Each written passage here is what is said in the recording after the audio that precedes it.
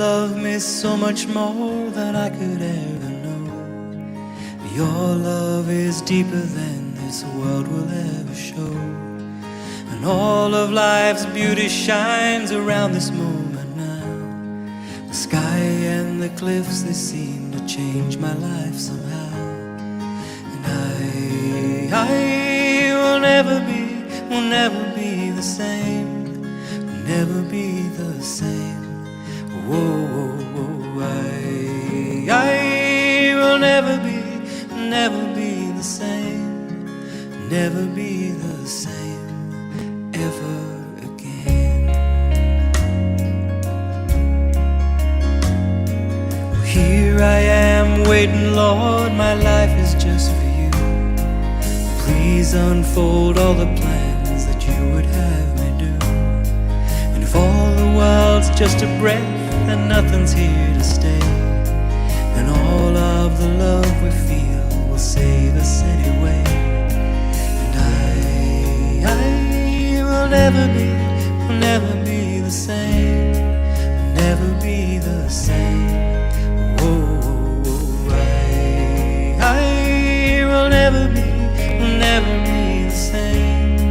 Will never be the same ever again.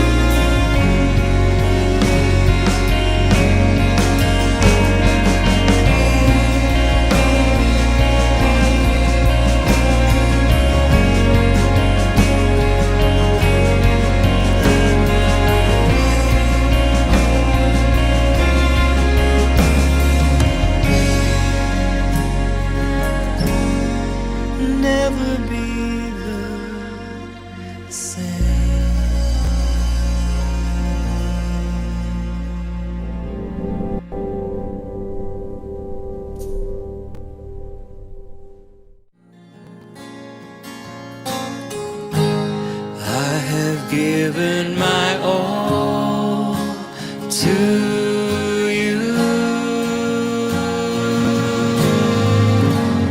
Be still and know the Lord. Be still.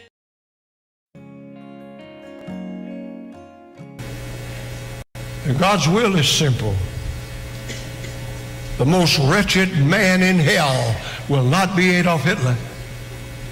The most wretched man in hell, or woman, will not be one like Joe Stalin or some of these more modern devils. The most wretched person in hell will be a former Seventh-day Adventist.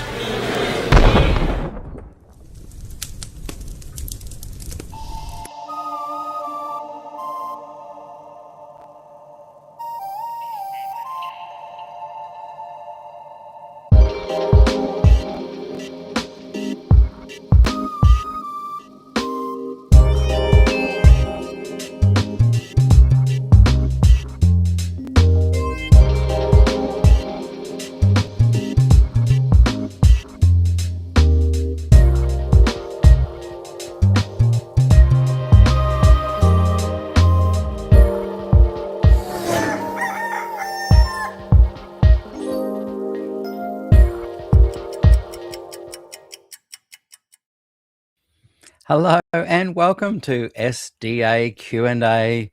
My very special guest today is Barb Tosti. How are you, Barb? Doing well, thank you. How are you? I am good. This has been a long time in the making. I remember reading, you'd been watching the show a little bit and you mentioned somewhere that you had left the church, and I said, oh, I'd love to get you on the program. But, the timing wasn't lining up. The stars weren't in alignment. And No.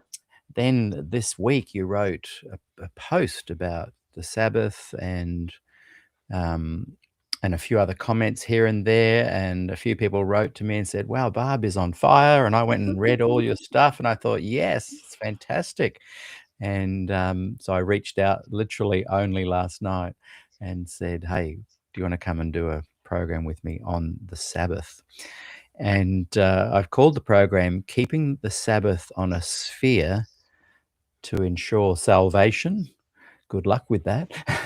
Yeah. And so we'll kind of springboard with me doing a little prattle about that. And then I want to hear about your leaving story. And then we're going to get into this Sabbath question. And I know that a lot of Adventists that are watching, that are what I would call cultural Adventists, they don't like me sort of saying any criticism about the Sabbath. So I just want to highlight to them that we are not attacking you. It's totally fine to be a cultural Adventist. Happy Sabbath, haystacks, potluck, great music, friendly conversations, hanging out, building a good community. We are not criticizing you guys. This is for the people who say that keeping the Sabbath is salvific, that you will only get to heaven if you keep the Sabbath. And for cultural Adventists who maybe have their head in the sand a little bit, I want you guys just to ponder for a moment that your actual founder, one of the main founders, the person who confirmed all the Adventist doctrines in vision, she never predicted anything, but she was a confirmative prophet. Someone else would say something and she'd say, oh yes, the Lord showed me that. And the Sabbath, keeping the Sabbath, was literally her most important teaching. She brought to she confirmed that the investigative judgment, the sanctuary doctrine, they're all there. But it's because of her that Adventists teach that the seal of God is the Sabbath, not what the Bible teaches. The seal of God is the Holy Spirit. And so for cultural Adventists, it's important to just be aware that, yes, be the Adventist you want to be, the Happy Sabbath, the haystacks, great worship music, be that kind of Adventist. But be aware that your founders did not believe in just having a happy Sabbath. They believed that it was a salvation issue. And the core leadership and bulk of Adventists on the planet still believe that. It is the thrust of their message that one day the Sabbath will be a test, Sunday laws will come in, and you need to keep the Sabbath. So, Barb, we're going to talk in a minute, what does it mean to keep the Sabbath? But I just wanted to address about keeping the Sabbath on a sphere. And this came to my mind in my discussion with Christy Williams the other day.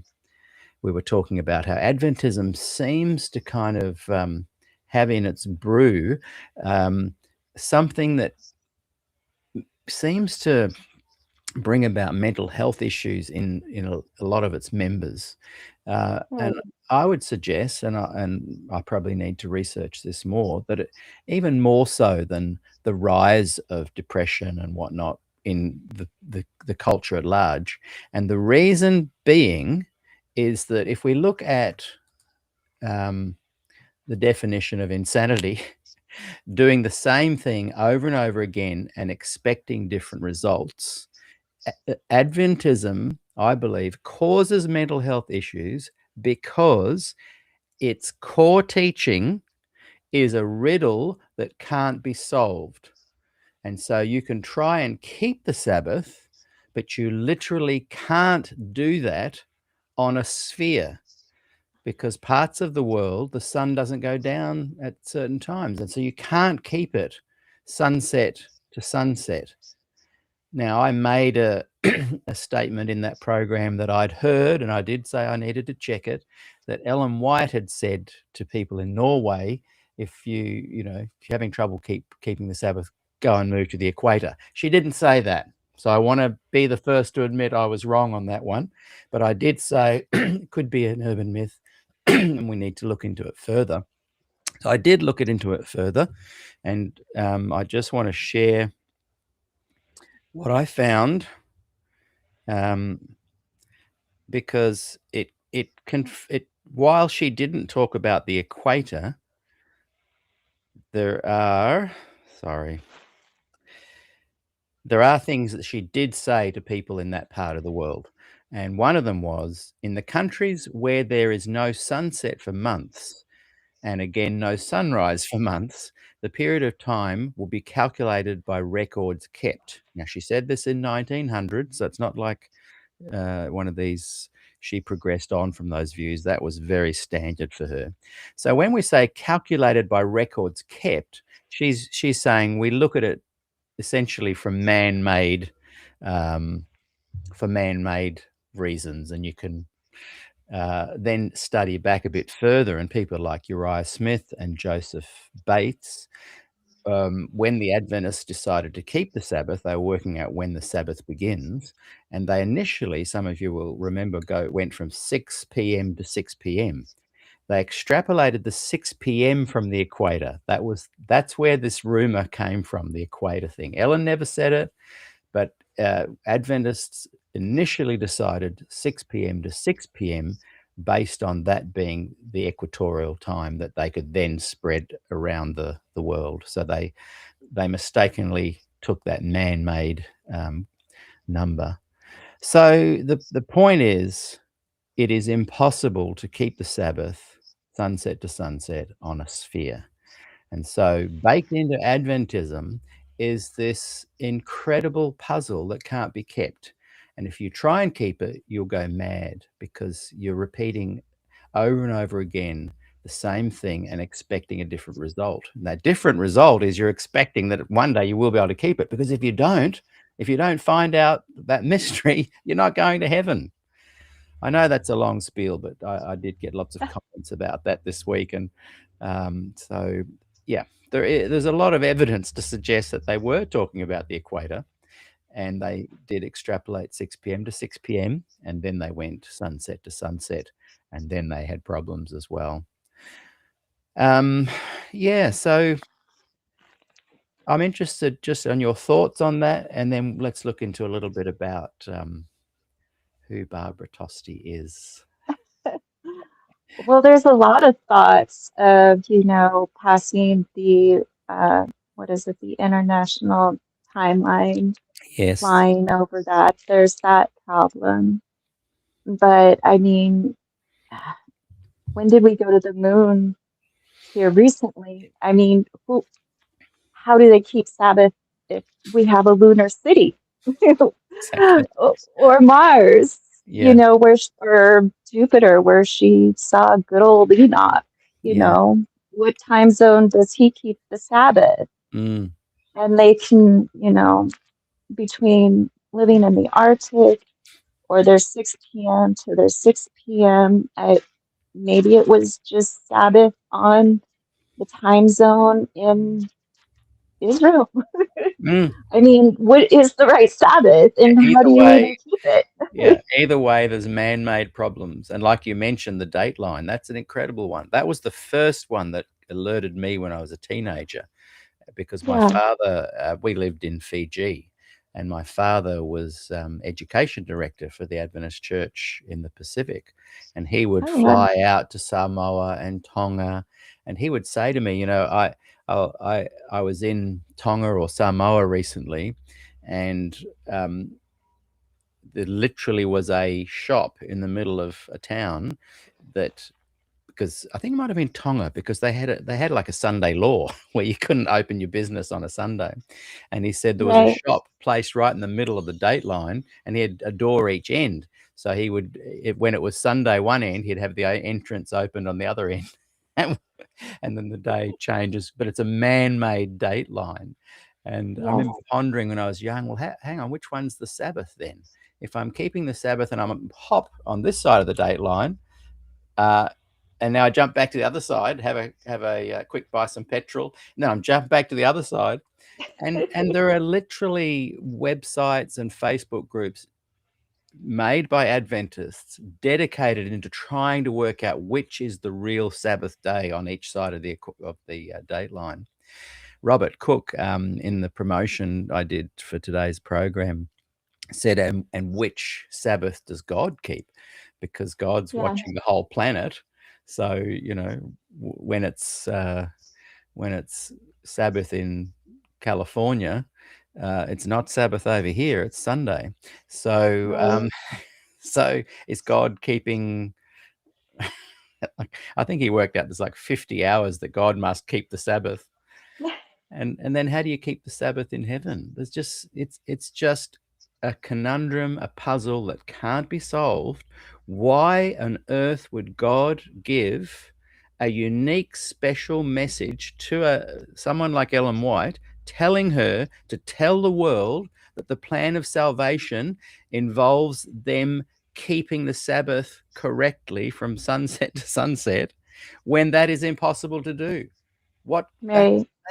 that's just lunacy. For what God would do that? And then you go, of course God wouldn't do that. This is a man-made delusional concept that's reverse engineering a big mistake that the Adventists made.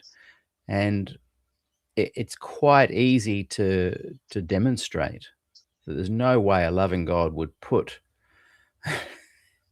her people in that kind of a situation. Right. No, I agree.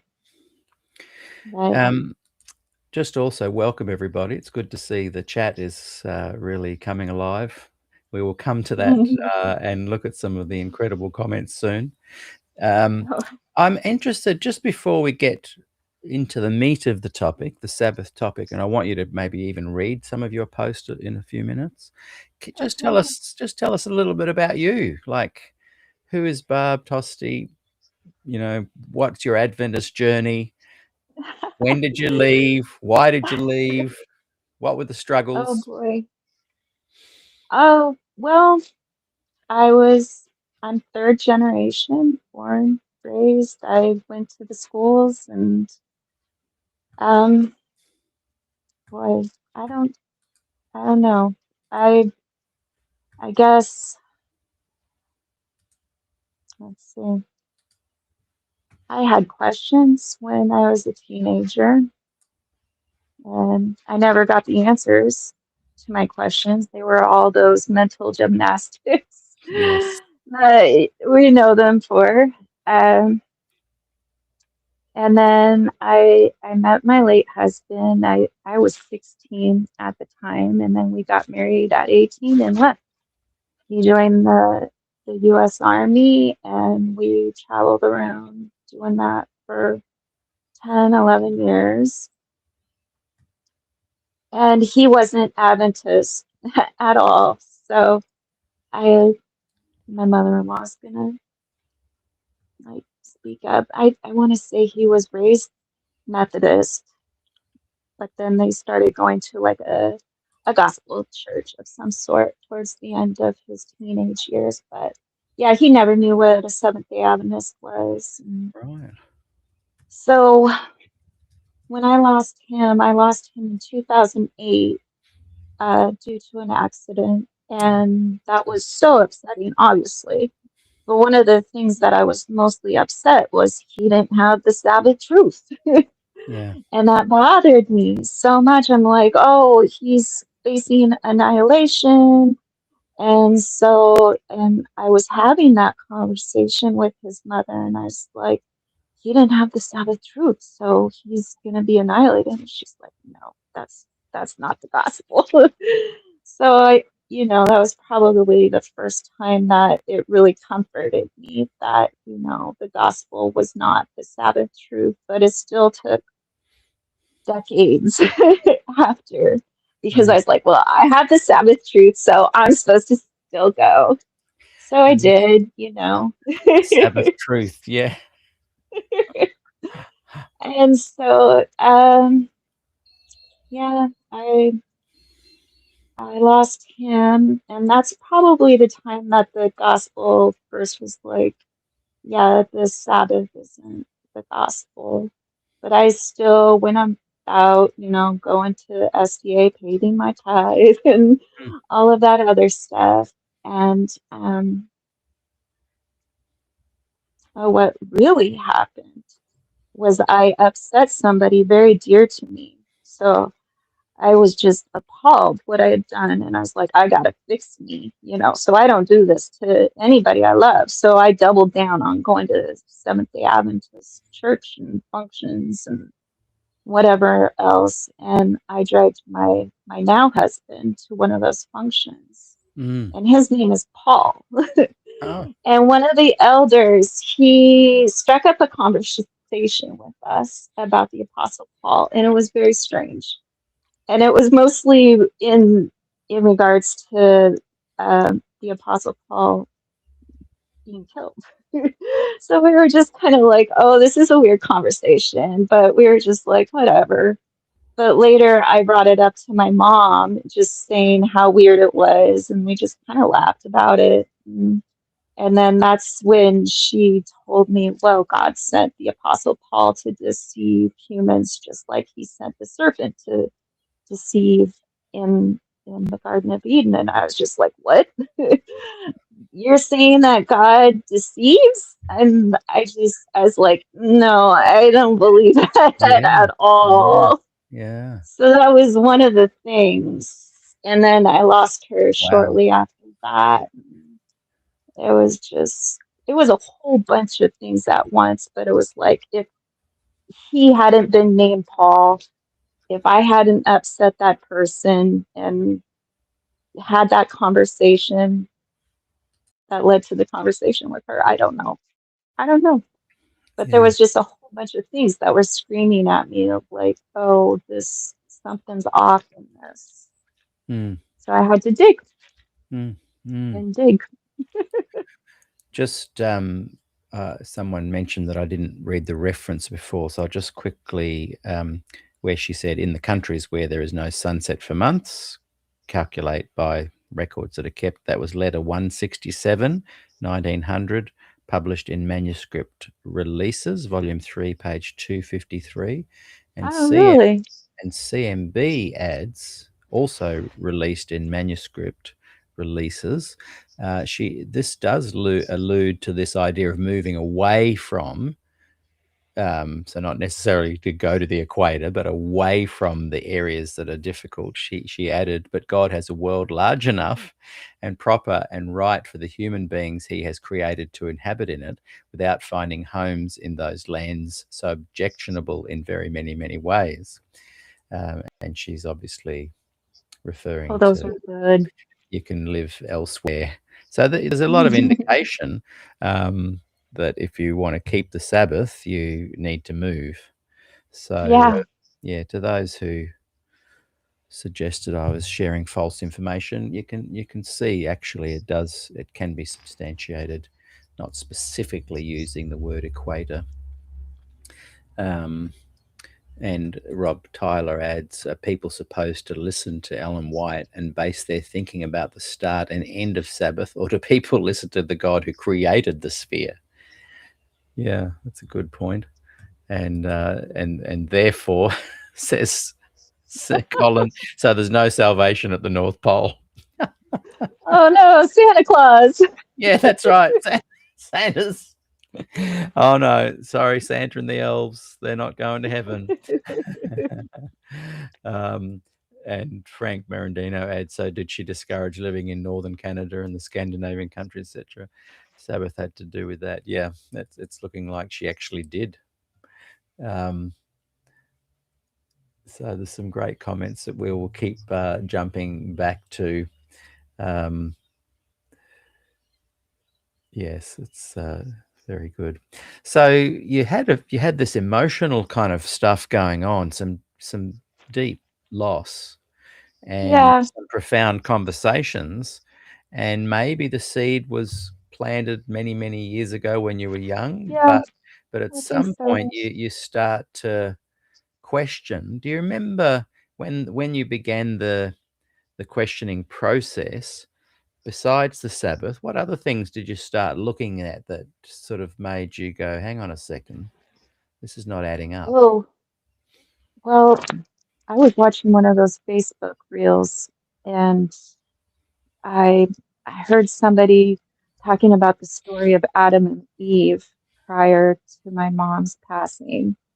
And that night, and it bothered me. I was like, that's not what I was taught about Adam and Eve. You know, Eve wandered off and she was doing her own thing. And I went to bed and I was like, I didn't, check it, but I woke up around 3 o'clock in the morning and I was like, I have to go read the story of Adam and Eve to see what that was all about. And yeah, like right there, Adam was with her. And I was like, well, if they got the one of the very first stories wrong in the Bible, then what else did, you know, Seventh-day Adventists get wrong? Yeah, And that was a pretty big rabbit hole. I like from 3 o'clock in the morning, I just started Googling, and yeah, I landed up, of course, on answering Adventism. So thankful for Miles. And I think one of the very first shows was the John Ankelberg show. yeah, And I just watched that over and over because I was like, yeah, they're lying through their teeth yeah, yes, just through that whole show. And it's like, why am I just seeing this now? yeah, yeah, And so, yeah, I just spent hours. And by the time my husband woke up, the next morning, I was on the back deck just bawling my eyes out because my yeah, whole worldview was just gone in those couple of hours. yeah, And then, yeah, I seriously, from that night on, it was just studying hours upon hours a mm, day and podcasts. Because there was so many panic attacks. mm, I wasn't sleeping. Everything made me cry. I was like, what am I going to do? And still, after I found out how much was wrong with Adventism, I still was holding on to the Sabbath truth. yes, yeah. So that took a The last little one to while. go. Yeah, EJ's Thunderlordson, his work, man, that took me out of Sabbath. Who is So that? he Sorry. was EJ Yes. Oh, Thunderlord. yes. And Yes. his 3 books, Hiding in Plain Sight. I Yeah, that recommend. cannot recommend enough. Yeah, incredible. So yeah, he was the Sabbath guy, and then Mike Colburn and the Thinking Cup was my death guy. Yes. He does death great. Yeah, yeah. Something I've noticed in really intensely doing SDAQ&A for 6 years now, is that more and more people are leaving and sharing about it. And a lot of people that leave, I will say, hey, come and share your story. And I've noticed it takes sometimes 2 to 3 months to a year before the emotions settle down enough for people are willing to come on Yeah. and talk about it, which I Oh yeah. don't mind. I'm not judging that at all. I'm just pointing it out as an observation, how interesting that it's such an emotional response to leave. Yeah. And so one of the things that I value about you coming on the program and other people who have left coming on the program is that you're creating an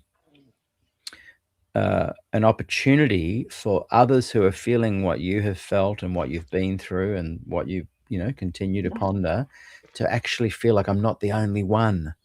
That's Yeah. so important for people who leave.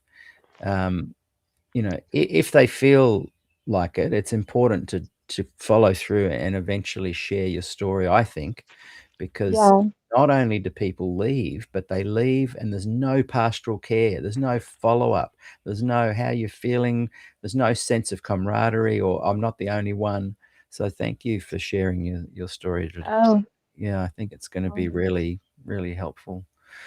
oh, Um, this channel has been so helpful to me and everybody on here.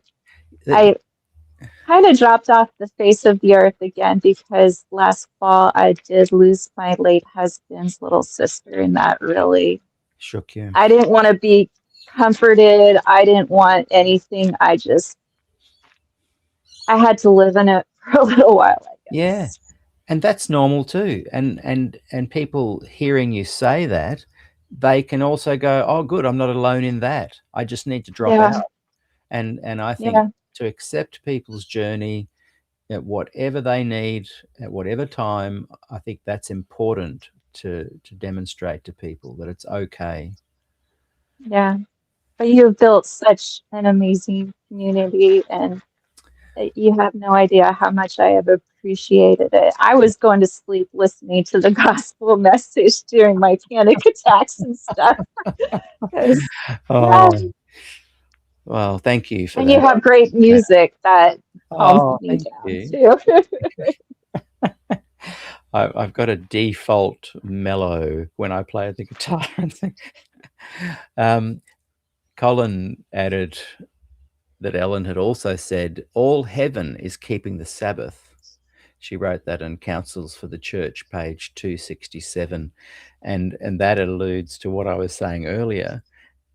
For us on the earth, that the Sabbath, if you're in the equatorial region, give or take a few thousand kilometers, it's a 24-hour period. But if you're in heaven looking down and all heaven is keeping the Sabbath, it's something like a 50-hour period. So Yeah, there's just so many things that just don't add up. And yet yeah. They Adventism's love, core message is keep the Sabbath. It is a salvational issue. And for the cultural Adventists that say, oh, it's not for me, it's just a beautiful day where we celebrate and we make the Sabbath a memorial of creation. You can say that, but it is not what the Seventh-day Adventist Church teaches on or hangs its main hook on. It is not that. So be a yeah, cultural Adventist, enjoy your haystacks, say happy Sabbath and enjoy your singing, but don't try and say that the Adventist Church will ever change from that.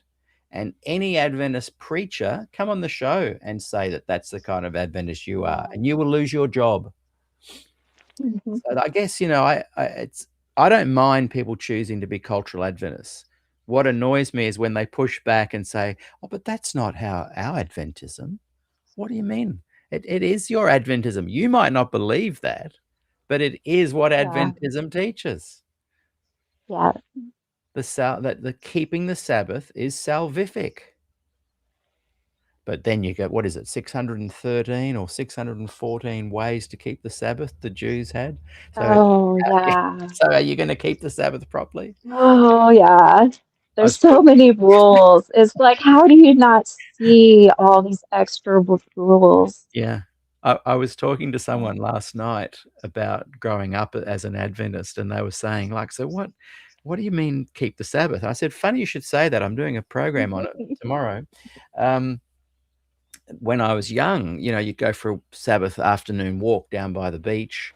Australia, we've got lots of beautiful beaches nearby where I live. And, Mhm. you'd be paddling in the water. And I remember my parents kind of, and they don't think Yeah. this now, but back then, they were all brainwashed, as was I. They came up and had a discussion with me about how deep I should go into the water. And we decided that just below your knees was okay and not breaking the Sabbath. And Yeah, then this that's a became a big one. discussion with all the other people walking on the beach, and we had a Pathfinder leader there, and we sat down, we had a little discussion about how deep we should go. Well, anyway, I remember a wave coming in and going up to my waist, and I was Oh felt Lord. guilty for days, praying about it. Lord, forgive me. I broke the Sabbath. It went up above my knees, and it's just ridiculous. Adventism fosters mental health problems because you try your hardest to resolve this puzzle of keeping the Sabbath for your very salvation, and you cannot do it. It is impossible. Right. So as you went through this period of watching other podcasts and programs, and you would have been feeling like a bit of an awakening was going on. Did Oh yeah. you ponder the investigative judgment and Satan as the scapegoat and atonement Yeah. cross and all those things? Share with me a few little memories of being confronted Yeah. with those things. Wow. The investigative judgment is just wrong. So very wrong. I don't know. What is it? John 5:24 is verily, verily, as I say to you, whoever believes in Jesus will pass from death or judgment. And Yeah. it's like pretty plain. And it's like, no, there's two judgments. There's what the white seat or the white judgment seat is that, or the great white throne. That's the bad one. You don't Right. want that one. No.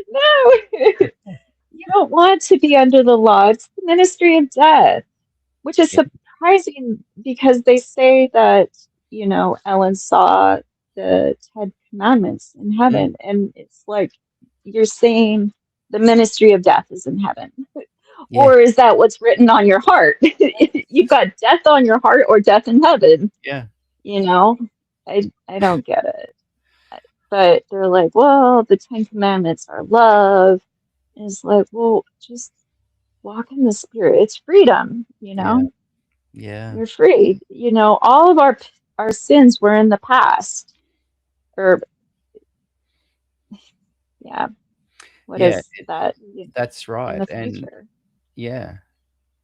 And they're not weighed in the So no, balance. That's the whole point. and that's why, it's so sad. And that's where they get their names, Adventists, is the investigative judgment, Yeah. because it is very depressing to watch an Adventist on their deathbed. They're Yeah. depressed. They don't know if their book has already been, rejected Yeah. because of the mustard they had on their veggie dog. They Yes. didn't repent of it in And time. repent because they've forgotten all about it. Yeah, So, exactly. they they don't they're not, surrounded by, their family, knowing that they're going to go to be with God. Yeah. They're worried if their investigative Yeah. judgment book has already been closed. I So they're sad.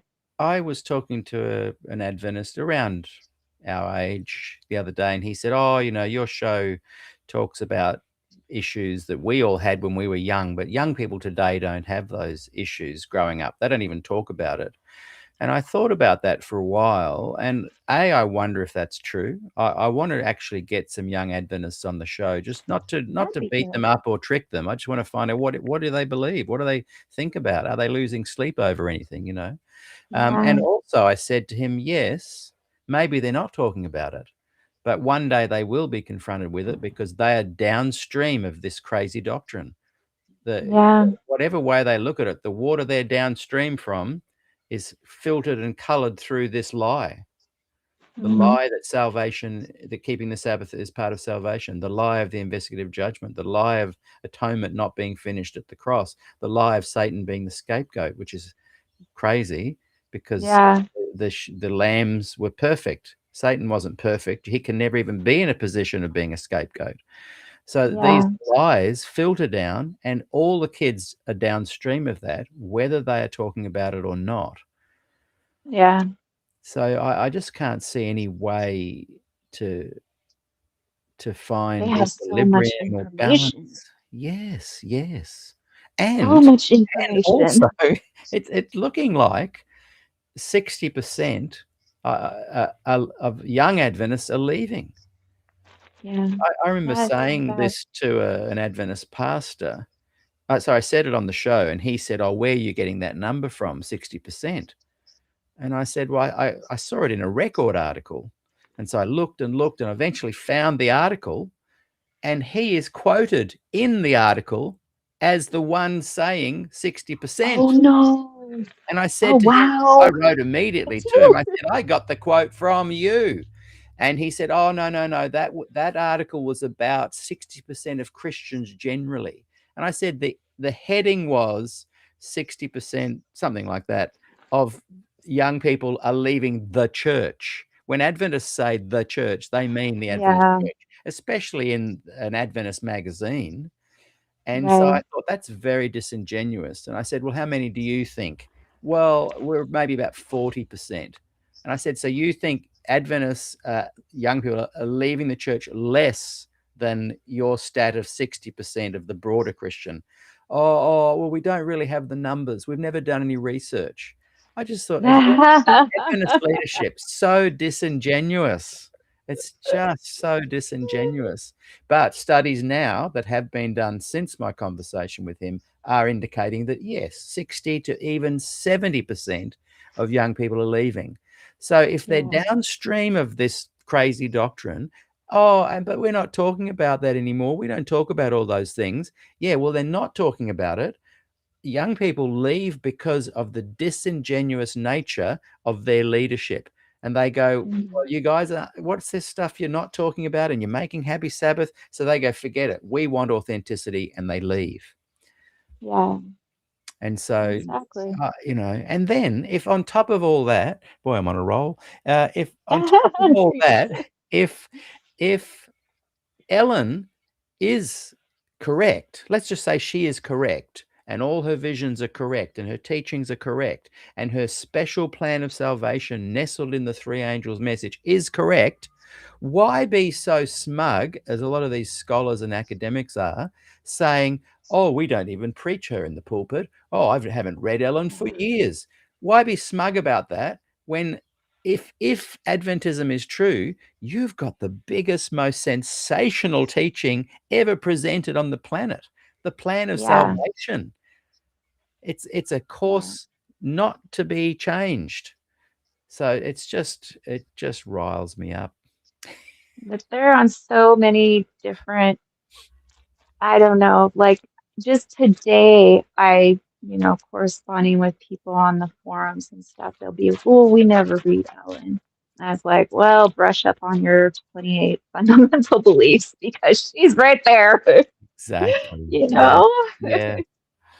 Yeah, I she know. is in, she's in the Sabbath School Quarterly, which, is in a, that was interesting learning about the Sabbath School Quarterly. One of the first things when I left, I had no idea that was straight Ellen G. White. Yeah, and Clifford Goldstein So, is pretty much the guy that runs that, and he was on the show recently, and he was like, oh, "Oh, okay. you'll come back to church," and I really enjoyed chatting to him. He and I got on well, actually, offline, and Mhm. if he lived nearby, we'd have a great time just catching up and just Oh, talking about good. all sorts of things. But he has still drunk the Kool-Aid, and Yeah. it's insulting to say someone, "Oh, you'll come back." Are you kidding me? We have deeply Oh, researched this. We have deeply felt the pain of leaving. We are never coming back to this absolutely marinated in crazy religion ever again. yeah, I know. I was one of those people when I saw somebody leave the church, I would say, "Oh, they'll be back." I'll be back. Oh, Oh, I know. oops. Yeah, I know. Oh, we learn, we grow. We learn and we grow. Yes. Oh Yeah. dear. Um, I I love this comment. I've brought it up a few times.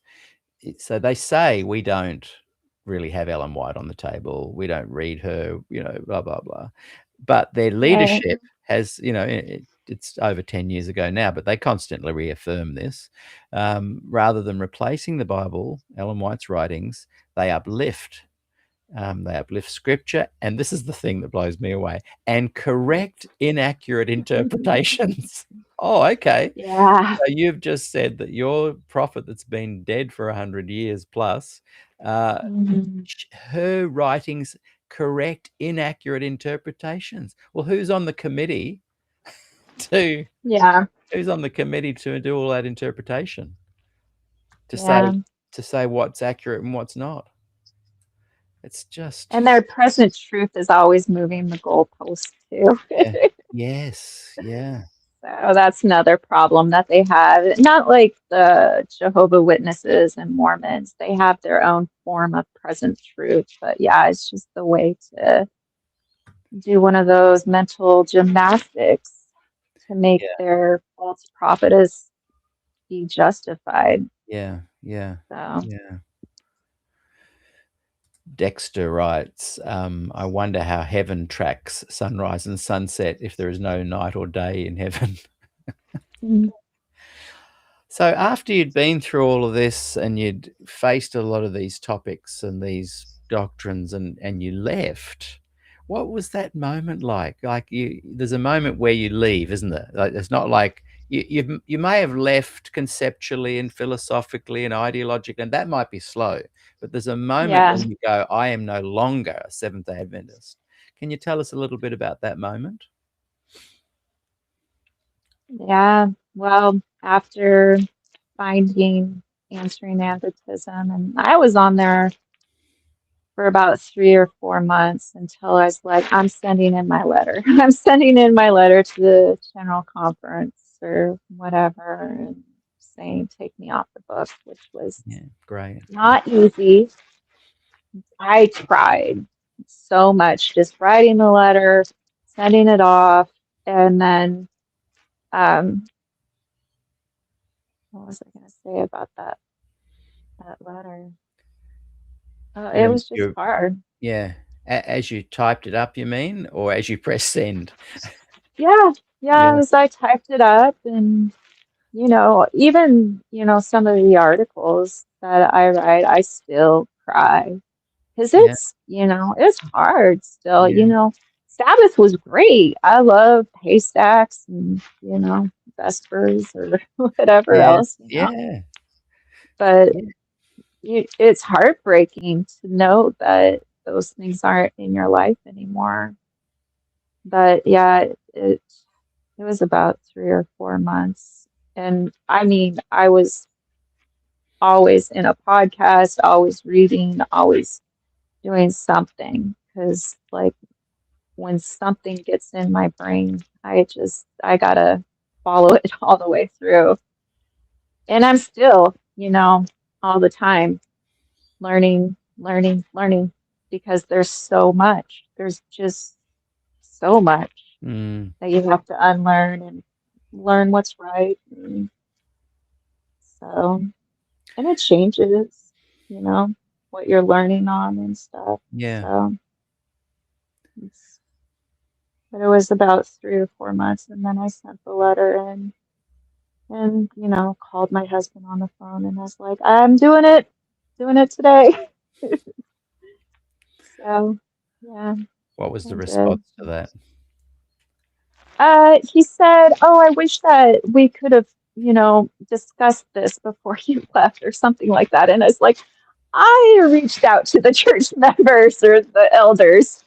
I got radio silence Yeah. because they don't want to answer your questions. Yeah. Yeah. They'd rather ignore you. And I told them that. I was like, I reached out to the appropriate people to talk to me. They didn't. And so I found the answers, and it wasn't you guys. Yeah. Yeah. So it's funny how they'll say, "Oh, we don't listen to Ellen White," and they do. Yeah. Or, "Oh, you should have talked to us," and you're like, "I tried." Yeah. Yeah. But yeah, That that's lady, it. in my interview with Gillian Ford a few months ago, I've just forgotten the lady's name, her and her husband. And she started asking questions back in 1923 having the exact same issues that you've faced, and Mhm. she found no satisfaction, and Yeah. her and her husband wrote a little bit about it in 1933 in New Zealand. Oh, yes. But she had also been to America. She was Yeah. training to be a doctor. She spoke to Prescott when she was at Avondale here, just down the road, I think in 1923.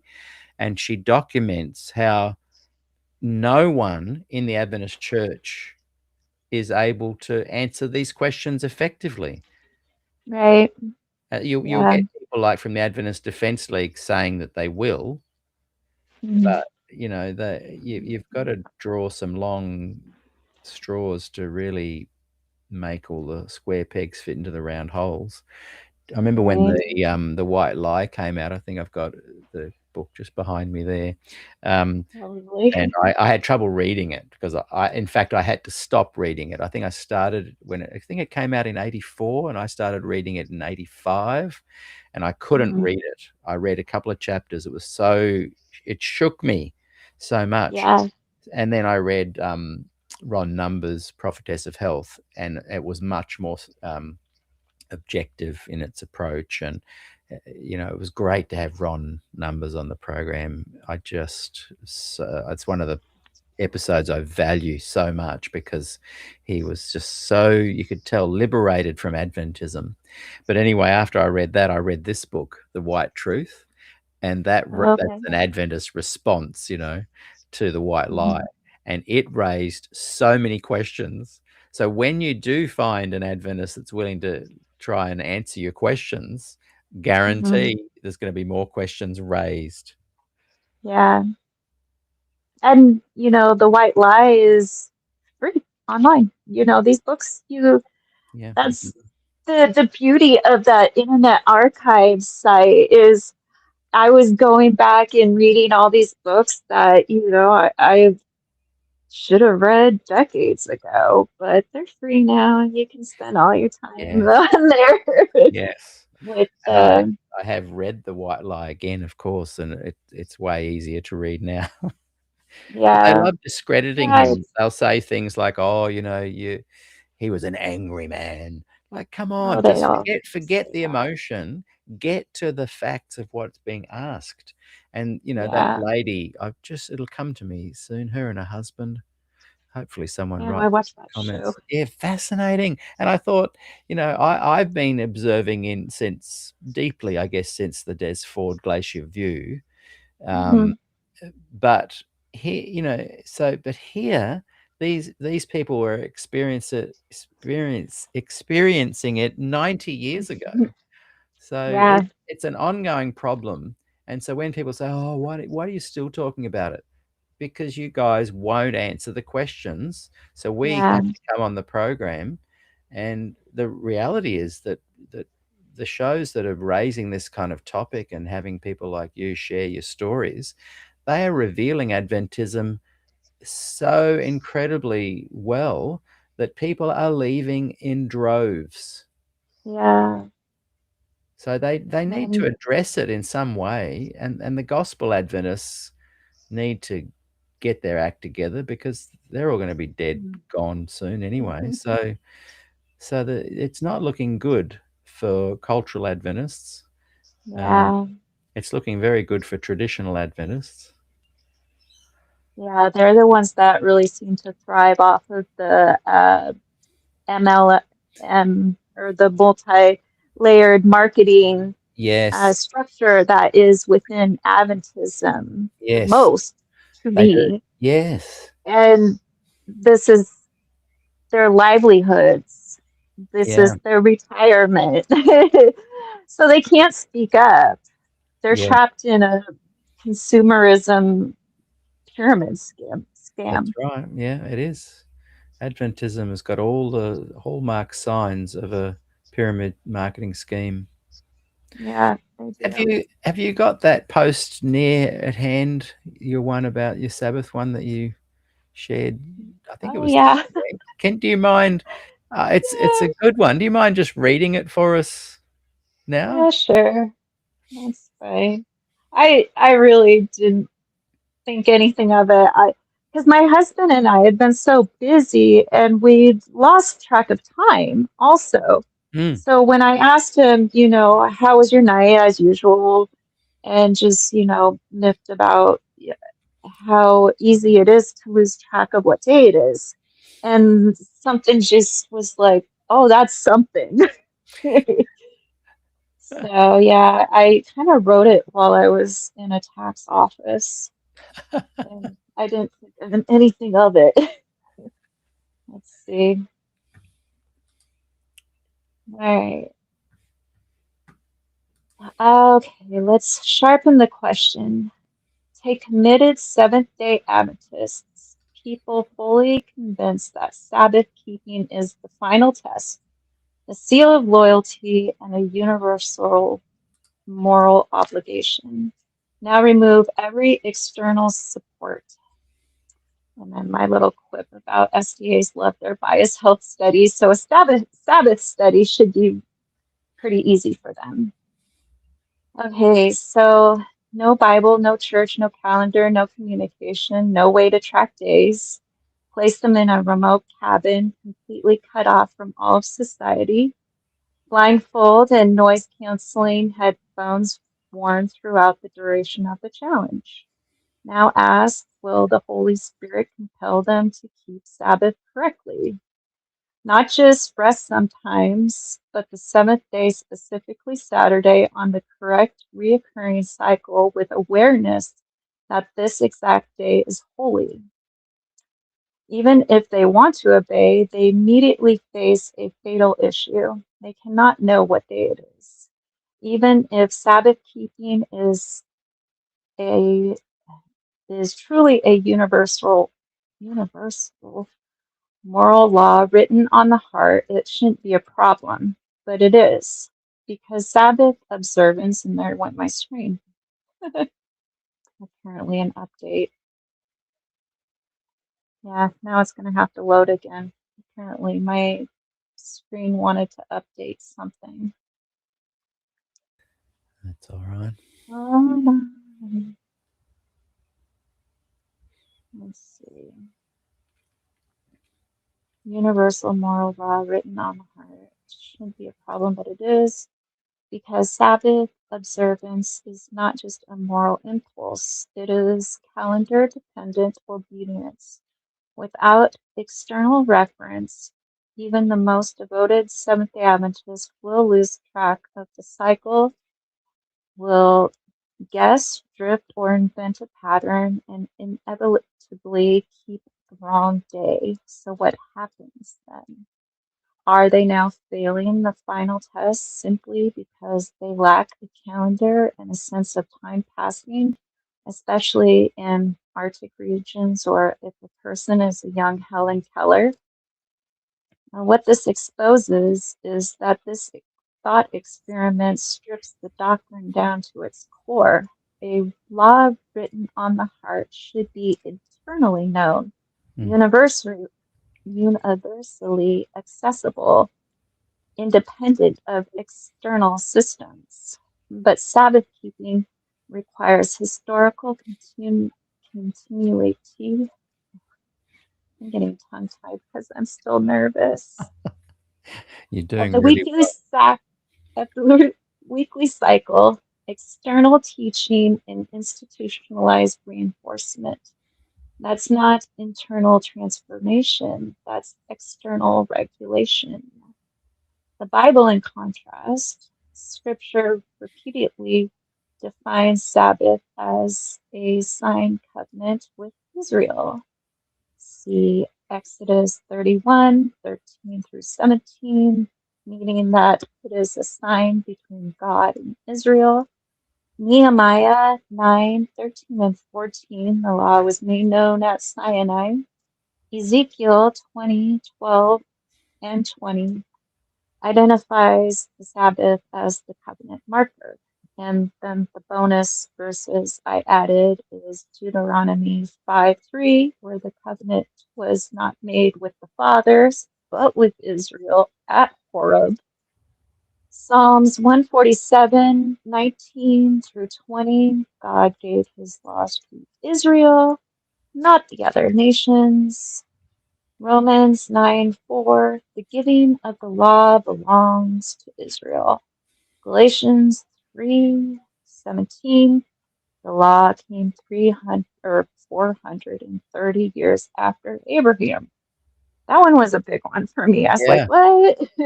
Yeah. Abraham kept the covenant or kept the commandments, right? Yeah. No, the law came 430 years after Yeah. Abraham. Yes. Boy, that And I hadn't thought of that. and Ephesians 2:12, Gentiles were strangers to the covenant. Signs identify a people group. They are not universal instincts. Meanwhile, the new covenant shifts the focus entirely. The law is fulfilled in Christ. Obedience is defined by faith and love. The Spirit transforms the heart, not the calendar. And Mm. crucially, of course, Colossians 2:16 and 17, Sabbaths are called a shadow, fulfilled in Christ. And then I put my little jot, go ahead, try it. I welcome that conversation because I get a lot of people that are like, oh, that's not the weekly Sabbath in Colossians 2:16 and Yes. 17, but it is. I mean, Paul specifically used the same triad that's throughout the Old Testament that identified the weekly Sabbath. So it's like, well, yeah, Paul didn't stutter. And he was smart. He was super smart. Yeah. He was one of the top Pharisees. He knew his stuff. So the real question, if a lifelong Seventh-day Adventist, isolated from all external input, cannot even identify the correct Sabbath, is that really a universal moral law? Or is it a covenant sign that only functions within a taught system? This isn't about sincerity. Those Seventh-day Adventists in the cabin could be completely genuine. It's Mm. about the nature of the command itself, a command that collapses without a calendar that was never written on the heart to begin with. And that's it. So far, yeah, this post, Right. I stopped like responding to it. Yeah, it's really blown up.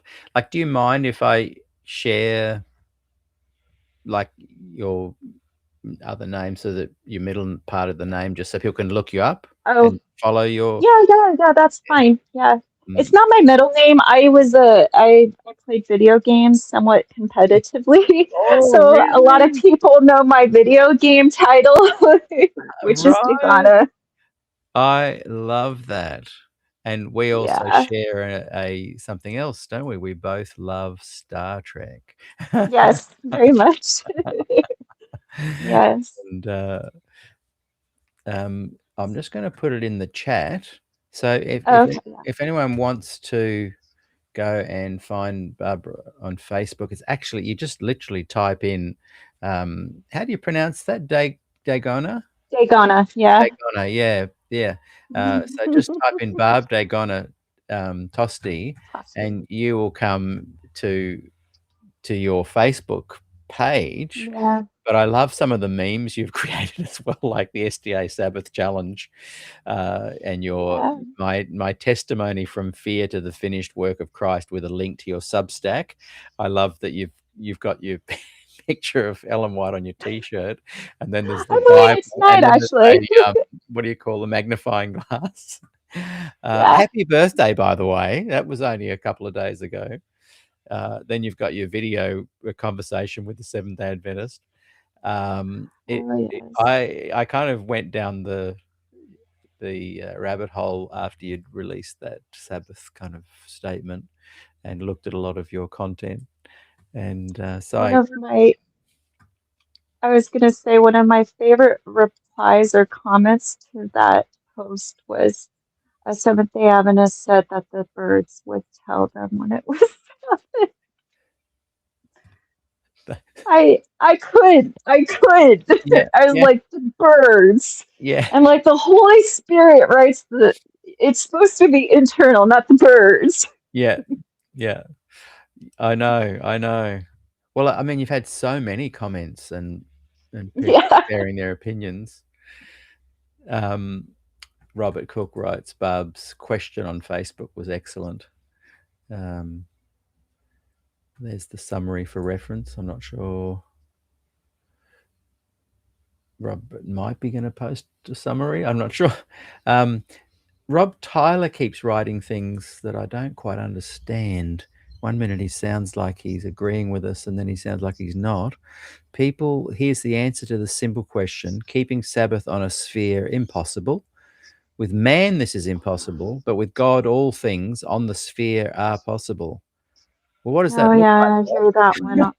What does that a look lot like? also. Yeah, okay. So, okay, great. All things are possible. How do we keep Sabbath on a sphere that God created in a way we can't actually do that sunset to sunset? Rob, tell us how. Yeah. That's like saying God can create a rock heavier than he can lift. He can do all things. Mm. So I just don't get that kind of rationale. Yeah. Here's an interesting thing that Rob adds. The Bible authors did not know that we lived on a sphere. Their world was small, as was their cosmology. Mm. Sabbath was not an issue. 100%, Robert.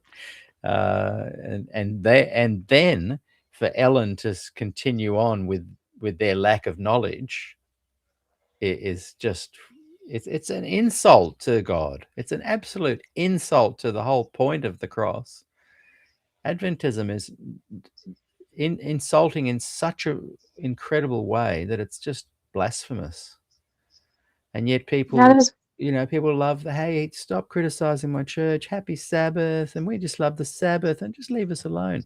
Okay, but are you realizing that there's a little bit of incongruence?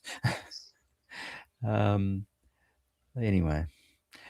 I did go down, like, I was super terrified to go down some of these rabbit holes, Yeah, okay. like Enoch or the Nephilim or something like that. But then Mm, I got a little bit more confident that God is the author and finisher of our faith, and He keeps us. We don't keep ourselves. We would mess that up a million times over. mm.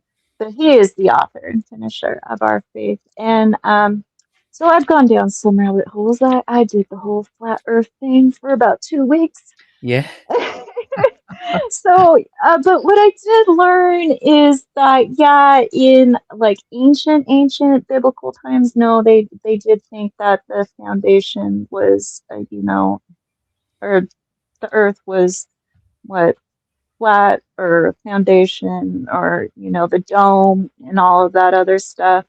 Mm. But later on, yeah, it does start talking like they knew that the world was a sphere. Interesting. So Yeah. yeah. Yeah. And next week, I think it is, I have got a guy, he is a Seventh-day Adventist, and he is a flat earth believer, and he's coming on the show too. Oh, So oh, that'll be it'll be interesting. interesting. Yeah. Yeah.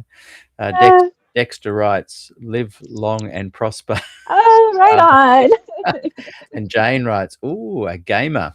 And does the on. old what game was your main sort of forte My focus? my main was World of Warcraft. Yeah, Oh, I really? was Wow. on WoW an awful lot. That's actually how I met my husband now. Wow. And is that So we've still been going? Like, I remember doing a music tour with my band of New Zealand, to be a good Mhm. 10 years ago, when WoW was kind of just getting off the ground. No, I mean, it had been going, but it was really taking off. And Yeah. I remember every night after the gigs, we'd go back to where we would be billeted out, staying at Adventist homes and stuff. And so Hmm. it must have been 12, 13 years ago. Yeah, it's been And around for a I was while. I was still an Adventist, and they would have their laptops, and back in the day there in New Zealand, there were no Hmm. Wi-Fi passwords that you could block. So if you were in Wi-Fi range of a house nearby, they'd all be logging in, jumping onto the other person's Wi-Fi and playing World of Warcraft from by the time we got home after the gig till about 4 or 5 in the morning, and then we'd get up and travel to the next town. They were Yeah. exhausted, but they were just obsessed with it. It was incredible. Yeah, I had a good team. Yeah, we were a good group. I have some like chronic pain, so I can't sit up at the computer chair for as long anymore. So So I wish I could. But yeah, I wouldn't just not have the time either because I just do so much reading and studying and stuff like that. So yeah, yeah, yeah. my kids play still, I'm sure. Yeah. I And guess they're not kids. My daughter's 27 and my son's 18. So I guess the graphics have really improved over the last 10, 15 years. yeah, Yeah. that's what they tell me. Mm. Actually, my daughter did log on to my account recently because they have something called achievements and you can get a title. Oh, And she logged me on to get the title, definitely not a cultist. So now there's a Daeggona, definitely not a cultist, running around on World of Warcraft. oh, I love it. Yeah, I had to take screen pics and stuff. Chris Vega I played both. he writes, I played WoW 10 years. Go Alliance. There's Yeah, I played both. There's a guy that was in my band. He won't mind me saying his name, Blake Robinson, and he was leading a team as well and did really, really well. Yeah, we didn't do too bad. And Robert Cook agrees with what you were saying. Yeah, later on, Bible authors depicted a sphere. Yep. But yeah, Exactly. yeah, Yeah, because I did go down that flat Earth. yes. Well, or Bigfoot and the Nephilim. When you leave Adventism, you can spiral into all sorts of conspiracy theories, and your brain goes a little bit funny for a couple of years. Well, you don't, because you've been lied to your entire life. You're like, well, what about these other things now? Exactly. Because you're just so used to being lied to. Yeah. Yes. Boy, that's a good point. You're so used to being lied to. Yeah. Yep. So you gotta test all things. Yeah. Yeah. And it kind of weakens you in pushing back as well. Like if people start criticizing you, as all Adventists will, you can feel like, okay, I won't get into I mean, I don't anymore, but I remember early on. In fact, when I watch I've been playing season 2 and uploading them every couple of weeks, one more episode into the YouTube, to the live platform, because they've up until now been mainly in the private Facebook group. So it's really great because season 2 is all about Des Ford and Glacier View, and it's a really important resource for people who want to know about that period. But as I've been doing it, I can see a change in me in that. So back then it was all Zoom, and I would contact the person, and before we went live, I would start recording so that I wouldn't forget. And then we would have a conversation, and then we would go live. And sometimes we chat for 20 minutes, 30 minutes, 10 minutes, 15 minutes. And I can see that early on, as I'm talking to these leaders and scholars and people like George Knight, the guys that, are up there with importance and higher moral ground thinking, I would speak to them in a way that was quite subservient. And then the show would go live and I could feel my confidence rising, and I could feel myself pushing back on them sometimes. And the more that we're up to about number 40 now, but the more that season goes, I am less and less bow and scrape, oh mighty academic scholar Adventist, thank you for being on my show. And I'm being more authentic, and it's just lovely to see that development. And Yeah. then more in the live shows, I can see myself pushing back. Whereas early on, they would say something to me and I go, oh yeah, okay, well, we'll leave that one and we'll go. So it's been an incredible development to realize how incredibly almost sheep-like Adventist leaders and the ideology wants you to be. They lie to you so much, like you said, that you and I found it actually more difficult living out in the real world, just in simple things like business. And it took me, I reckon, 5 years to really be able to kind of firmly navigate through the world of business. And, because Adventism really likes to weaken its members. Yeah. It offers very little pastoral care. All their material is scripted. Like at that, Right. when you watch the John Ankerberg and Bill Johnson, the Adventist leader and apologist, and with him on the show that day is Walter Martin. There's an authenticity with John Ankerberg and Walter Martin that is not apparent in Bill Johnson. And Bill is speaking very scripted and very fake, and this is what young people don't like. This is why the young people leave. And yet when the Adventist apologists who are madly researching how to keep your young people, what they do is come up with even better polished shows and more scripted responses. They just don't even realize the young people don't want that. The young people want to see authenticity in their leaders. And so there's such an ignorance and such a way to keep people lamb-like that it's very difficult when you leave. And you can see why people, like, as you said, you were third generation. It's very difficult for a multi-generational Adventist to leave. There's like,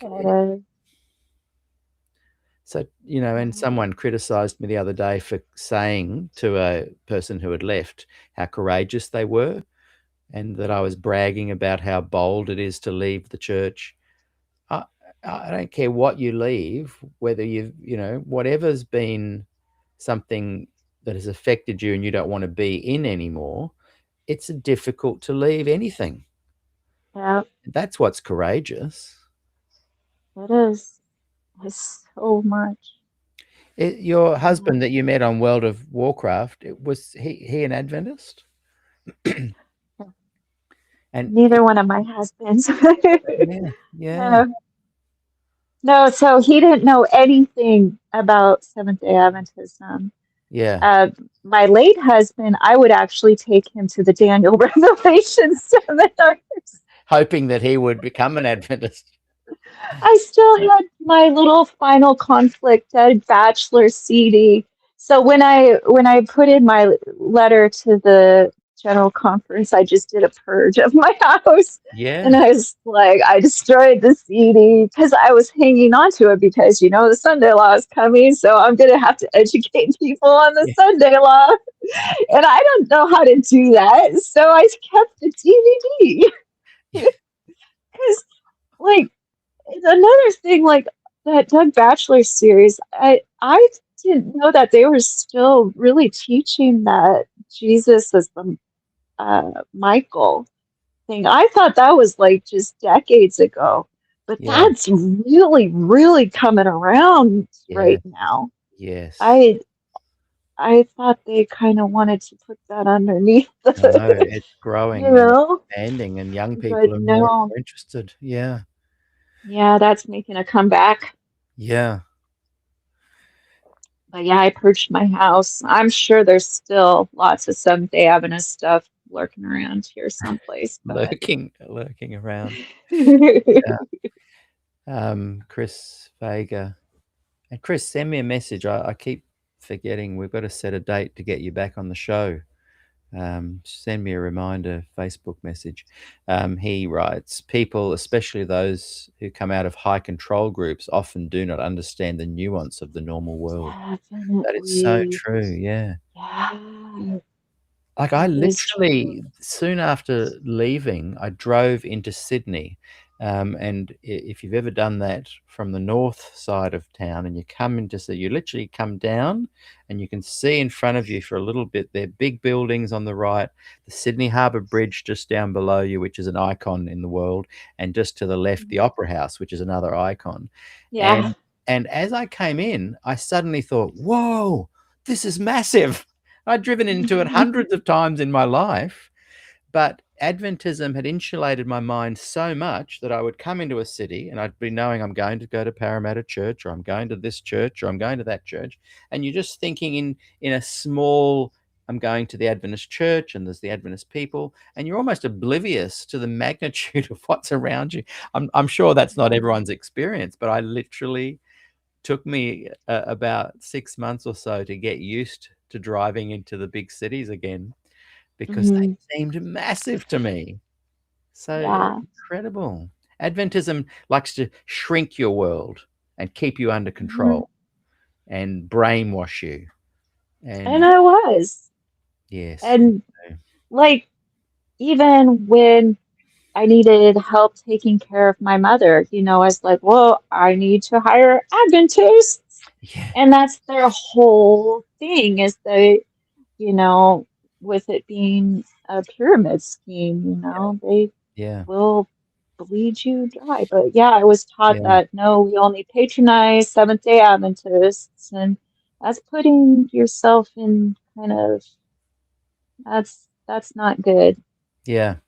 But, At the moment, Erton Kohler, the leader of the Adventist Church worldwide, or the president of the GC, is in Australia, and he did some talks this week, I think, at the Brisbane camp meetings. And a good friend of mine, who I would call a gospel Adventist, has got a selfie with Erton Kohler, and it's like, yeah, guess who I saw today, and that's the cultural kind of Adventist. But I yeah, wonder if my friend fully grasps the notion that there is danger lurking within Adventist doctrine, that yeah, that sure, you can spend a lifetime avoiding or not seeing, but at some point, and it took me a long time. yeah, It took me, I would have been him at the age he is now. yeah, He'd be, I guess, in his 40s. I was like that. I would have, if Ted Wilson had been at camp, I would have tried to take a yeah, selfie, and I kept saying yep, to young people, stay in the church and let's make the change let's bring about a change from the inside. But you can't yep, change the very navigation GPS instructions of the yeah, destination. You can't. And there's another thing that no. the progressive Adventists are manifesting into mental health disorders and cognitive dissonance, is that Oh they yeah, genuinely think they can change the church. You and I would have been like that. We would have felt, hey, we can bring yeah, about change. What kind yeah. of thoughts would you have to a progressive Adventist that thinks they can affect change? What are they trying to change They're anyway? gonna get hurt. Yeah, The system will hurt them with that kind of thinking. It'll bite them. I've seen so many people try to change the system and end up getting burned horribly. yeah, yeah. And my mom was one of them. She was forced into retirement because Mm, she was the third and fourth grade teacher at our junior academy. And I think the year that she was let go, I think that there was at least like four other people all that year got the axe. wow. And, in a school that's, grades 1 through 10 with 100 students, that's their entire, faculty. Yeah, And so it was, that's big. but it was a forced retirement. They didn't fire her. And I asked her, why did they do that? Why did you move from, Washington to Montana? And she's like, well, because your brother played sports in public school and he should have stayed and gone to academy or something. It's like, that's why you were let go, Yeah. you know? I don't know why the other people were, but I remember being like, they can hurt you so bad and Yeah. you'll still be an Adventist? And she Yeah. was, Yeah. you know, for the next 30 years. Yeah. I Yeah. was like, whoa, they'll just get hurt. Yeah. They'll And take their I don't. pension or, That's right. They will. They do. They have. yeah, Like Walter Ray with The White Lie, you know, that book that he was working on after The White Lie called Pirates of Privilege. yeah, The church threatened to take away his sustentation, his retirement money, yep, if he released it. And so he didn't. It's available yeah, now, of course, online, and it's a mind-blowing read. I've done a whole show on it with someone, Pirates of Privilege. I think James Wagner, who was Walter Ray's lawyer, we did a show recently on it. But I've been in touch with Walter Ray's son, Walter Ray Jr., and he's going to come on the show and share some memories as well. good. But they're very good at threatening you, and this intrigues me that Adventist pastors, ordained pastors, workers in the church won't come on the show because they Yeah. know that if they answer some questions that make the higher up powers that be upset, they'll lose their job. And you've had some that Yeah. have lost their job. Christopher Yes, Marandino. Christopher yeah, exactly. Yeah, he lost his job. I have literally had scores of people behind the scenes say to me, "I'd love to come on your show, but if I spoke my truth, I would lose my job." Yeah. Yeah. And you see it just all the time. Yeah. And I understand It's sad. I understand if you work for a big bank or a corporation or whatever, yeah, you're not going to go up and badmouth them or anything. But this is the gospel. This is sharing the truth. So if you can't Yeah. defend your truth claim that your church makes and you disagree with a truth claim, a lot of these questions, like the one that Christopher Mindanao was kicked out on when he said, Yeah. when asked on a program, what's the seal of God? And he said, well, it's the Holy Spirit. So he loses his Yeah. job over that because the Adventists Yeah. believe it's the Sabbath. And it's like, well, Yeah. hang on a second. Aren't we supposed to talk through these things? Didn't Ellen White encourage people to talk through things as long as it was seen through her eyes? And so I just think it's a very unhealthy to do that. And it just forces people into just more scripted happy Sabbath. Hey, you've got nice colored lights and we've got a big screen and look at our incredible designs we've done here. Hi everybody. Oh, we just love Jesus. And it just turns people into these saccharine, shallow, it's Yeah. and like you I said, when I know. first watched that John Ankerberg show, and there's another one with Des Ford and Walter Ray. I don't know if you've seen that one. And you can still see Des trying to say, hey, you know, Adventists are good and there's lots of great stuff. Whereas, and he'd been kicked out by then, but he was still wanting to defend the gospel Adventism that he loved and Ellen White, whereas Walter Ray had left.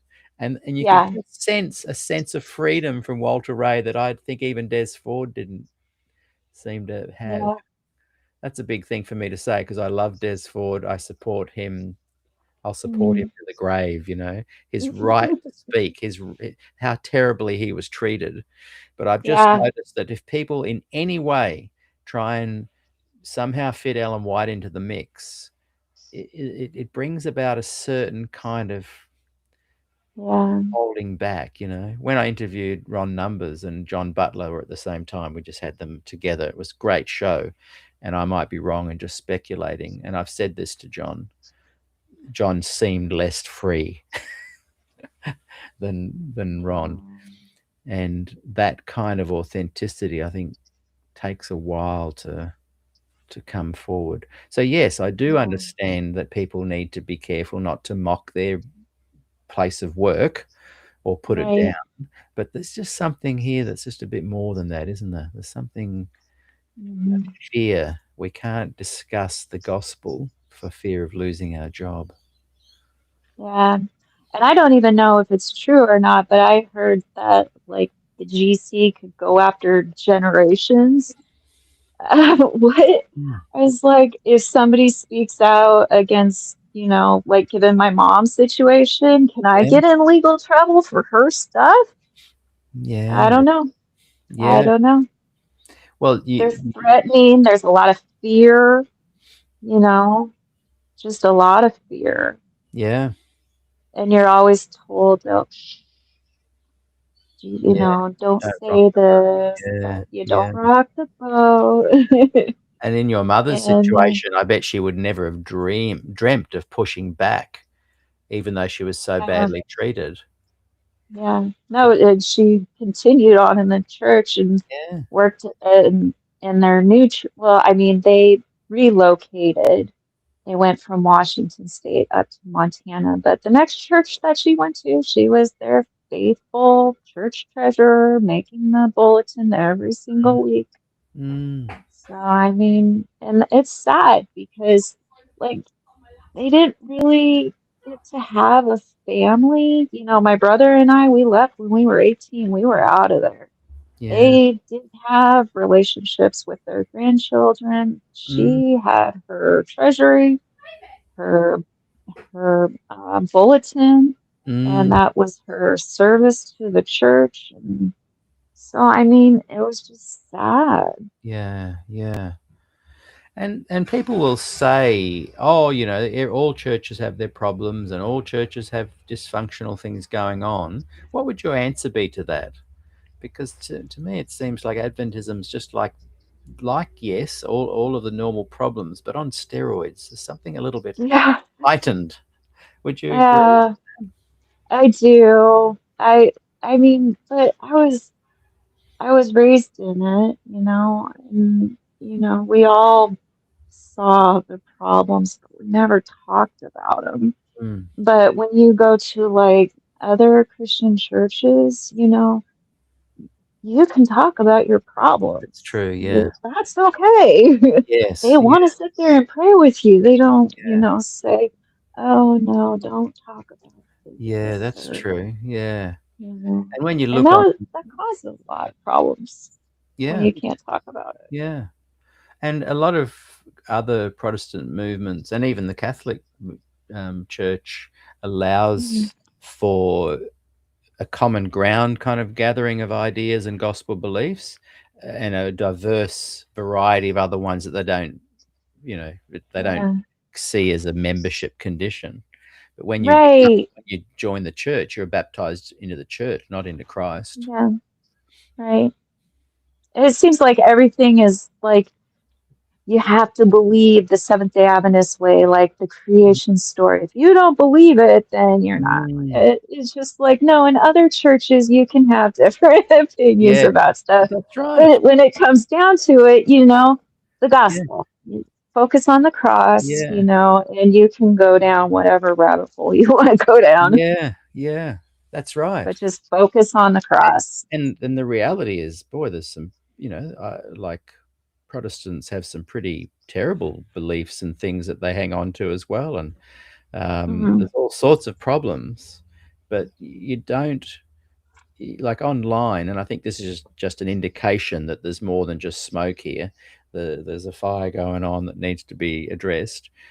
You'll have Mormons, Adventists, and Jehovah's Witnesses have a Hmm. huge former, like there's people putting on shows and programs, former Mormons, former JWs, former Adventists. You don't even Right. see the former Catholic or the former Baptist and yeah, they all have their problems, but there's a real Hmm. issue here where people are deeply emotionally affected, um, so that when they become formers, there's something going on there that's very difficult to Yeah. exist with and overcome and find your identity again. So it's a serious issue. And like a lot of people that leave Seventh-day Adventism, they're done. They're done with church Everything. altogether. Yeah. Everything. Yeah. Very true. And that's sad. Like I just happened to have next to me the book by Dale Ratzlaff, Cultic Doctrine, and it's a really good book. It's a really good book. Kenneth Samples, who I've interviewed a couple of times, took over from Walter Martin, and he does the foreword in this book. And it's a really good read. But he mentions in his study and work that he's done that a high percentage, as you just said, of Adventists, when they leave, become agnostic and throw it all away. Yep. Yeah. And I fell into that category as well. Like I'm still on a journey back from that. Where I've had to really go back to basics of my common ground, 4 Gospels, teachings of Jesus. Let's put aside all that other supernatural stuff. Let's look at the allegories, let's look at the metaphors. Let's look at how it works to so I can just get through this life and this day and age. Because you know, so many claims that you just can't support or prove. It was interesting when I chatted to Don McAdams the other day, and he I kind of it was such a big moment that I kind of didn't really address it because it was just floundering. I was floundering in all sorts of, I didn't know how to respond.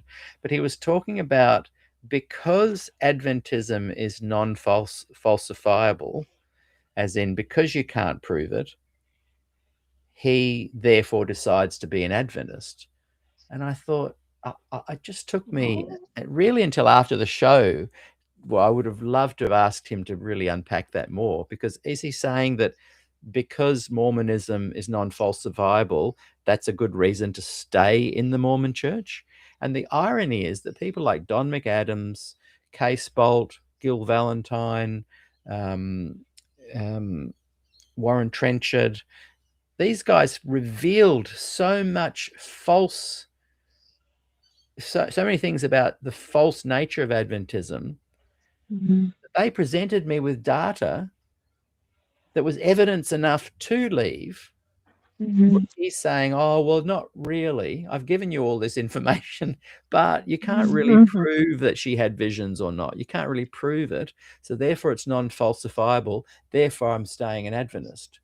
I thought that's an example of cognitive dissonance running very deep.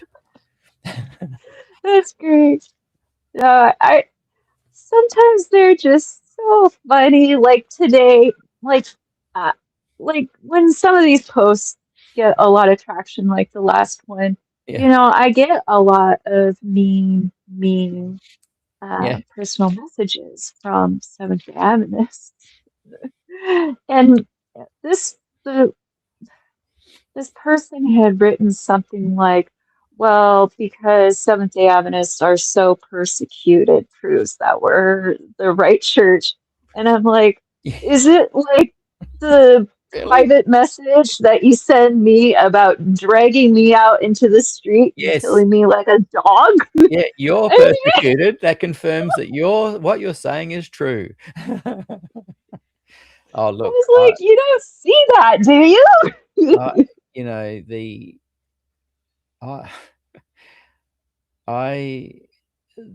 I'm shocked by the ignorance and the ad hominem attacks coming from the so-called good guys of Adventism. Yeah. And I was chatting this morning to one of the ADL, Adventist Defense League, and they were mocking, you know, because I'd made some flippant comment about one of their claims. And you need to defend what you're saying. I said, no, you are making the claim. The burden of proof is on you to defend it. The person who denies it doesn't have to defend it. I'm just denying it. And but they get so you're so afraid of your belief claims you can't defend them. I'm like, I'm actually not making any claims. I'm just But I said to him, come on the show and let's see if you can defend your belief claims.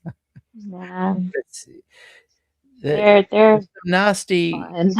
I used to think the only nasty ones were the historic, traditional, more conservative Adventists.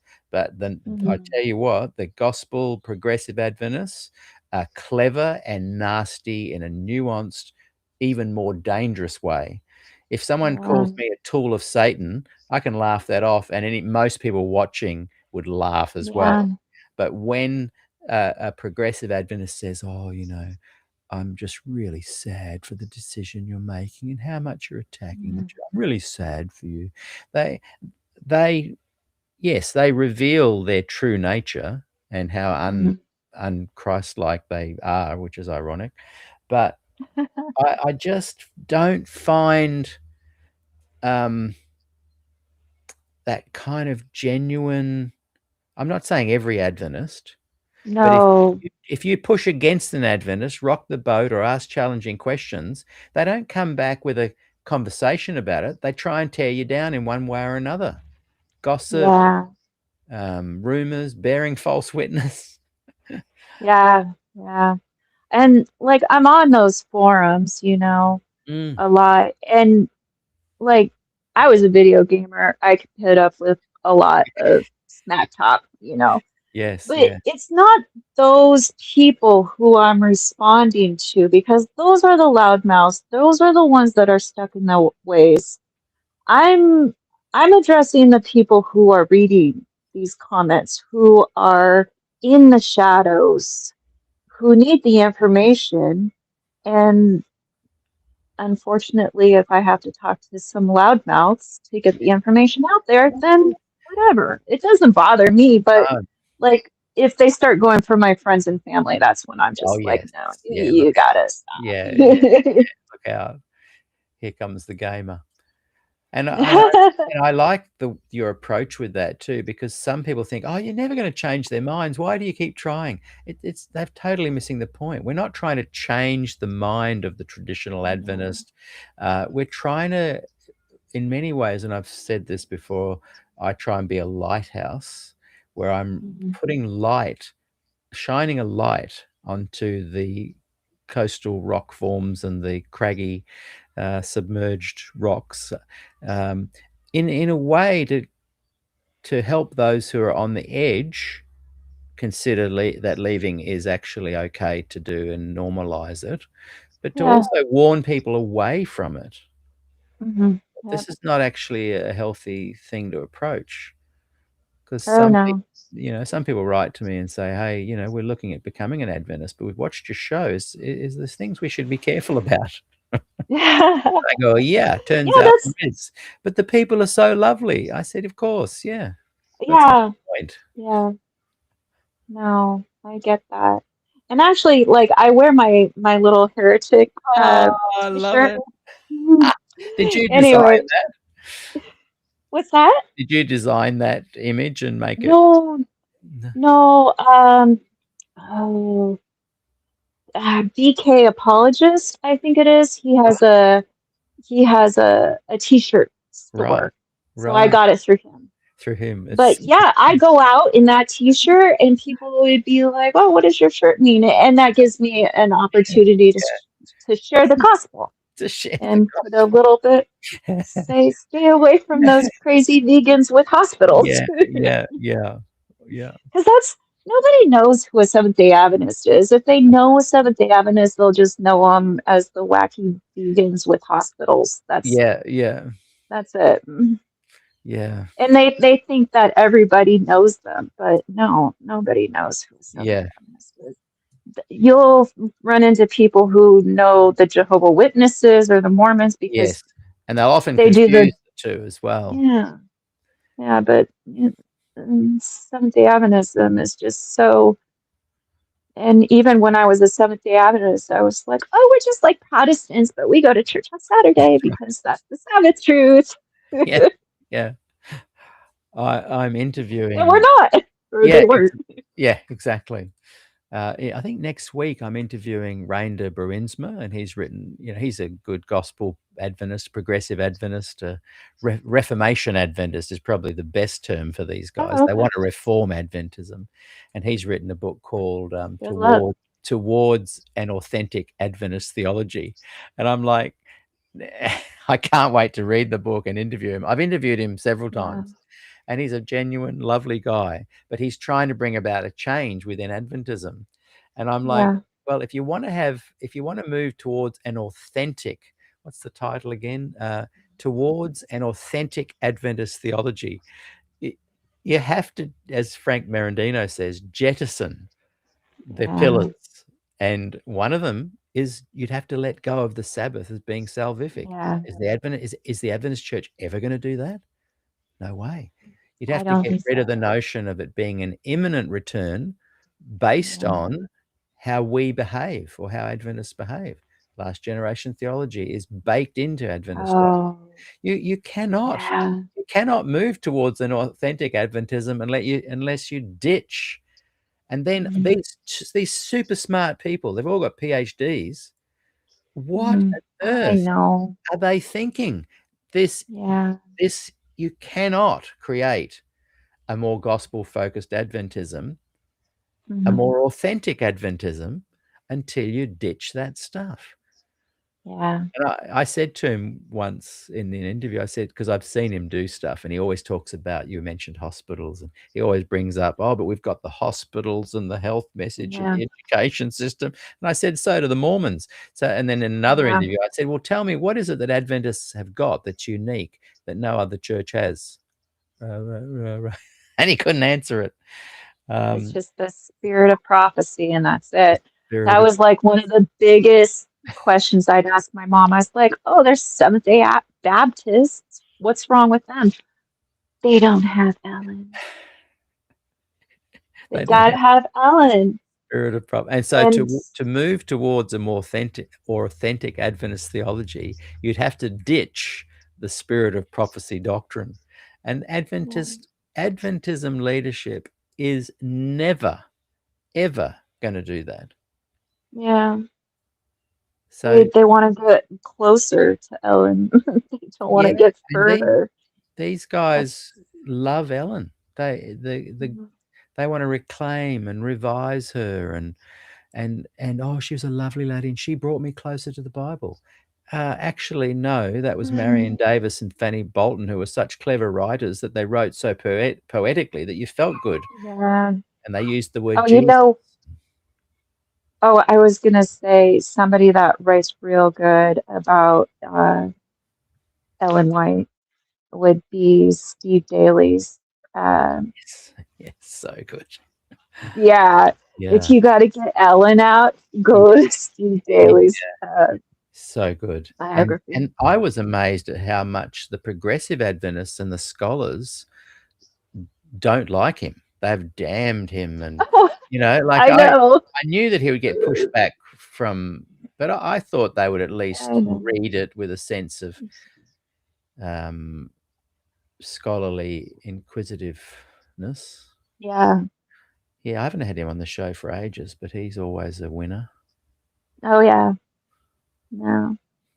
But that was what EJ is my Sabbath guy, Mike Colburn's my Death guy, and Steve Daly's my Ellen guy. And I found Clinton Baldwin is the investigative judgment guy. He's really Oh, good for that. yeah. Yeah. Yeah, he's so good. I And think and he's maybe on you're some of going the to be boards I maybe you're go. going to be the Sabbath person. No, no. EJ can have it. Well, No. I have my own thing. EJ merges the Sabbath and sanctuary stuff. He's really good for. Yeah. I found your take on the Sabbath very grassroots, practical. Yeah. The one thing about their sanctuary thing is it's Levitical though. And Jesus is under the order of Melchizedek. Yeah. So give me some dimensions to a Melchizedek temple. Come on, guys. I know. Well, Adventists even have images of Jesus as a is it a Levitical priest? Yeah. It was just a different Jesus born That's true. with a sinful nature. I mean, Yeah, what's with that? Why did she write that? I know. I know. And then you'll have people like Des Ford who say, well, that's not true. But what does that even mean? Like, Yeah. so it's just, if you're going to try and make Adventism a better place, you just can't do it in any way with Ellen White on the scene. I'm sorry. Mhm. You can say, okay, she led you to the Bible. Okay, whatever weird way that happened, great. Maybe World of Warcraft can Yeah. lead you to Jesus too, but it doesn't mean you're going to lift Yeah. it up as the path, Yeah. to your salvation.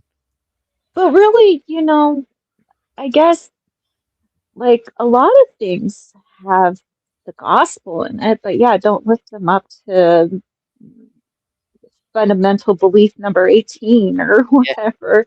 But like the Matrix, the movie, there's Yes. a gospel base in that, the Lord of the Yes. Rings, there's all Yes. sorts of stuff in Exactly. pop Yes. culture. Yeah. And So those things actually can lead you to, hey, I might look into that a bit more. There's a really no, good, yeah, I'll just quickly that's bring kind of this. how I teach my husband the gospel.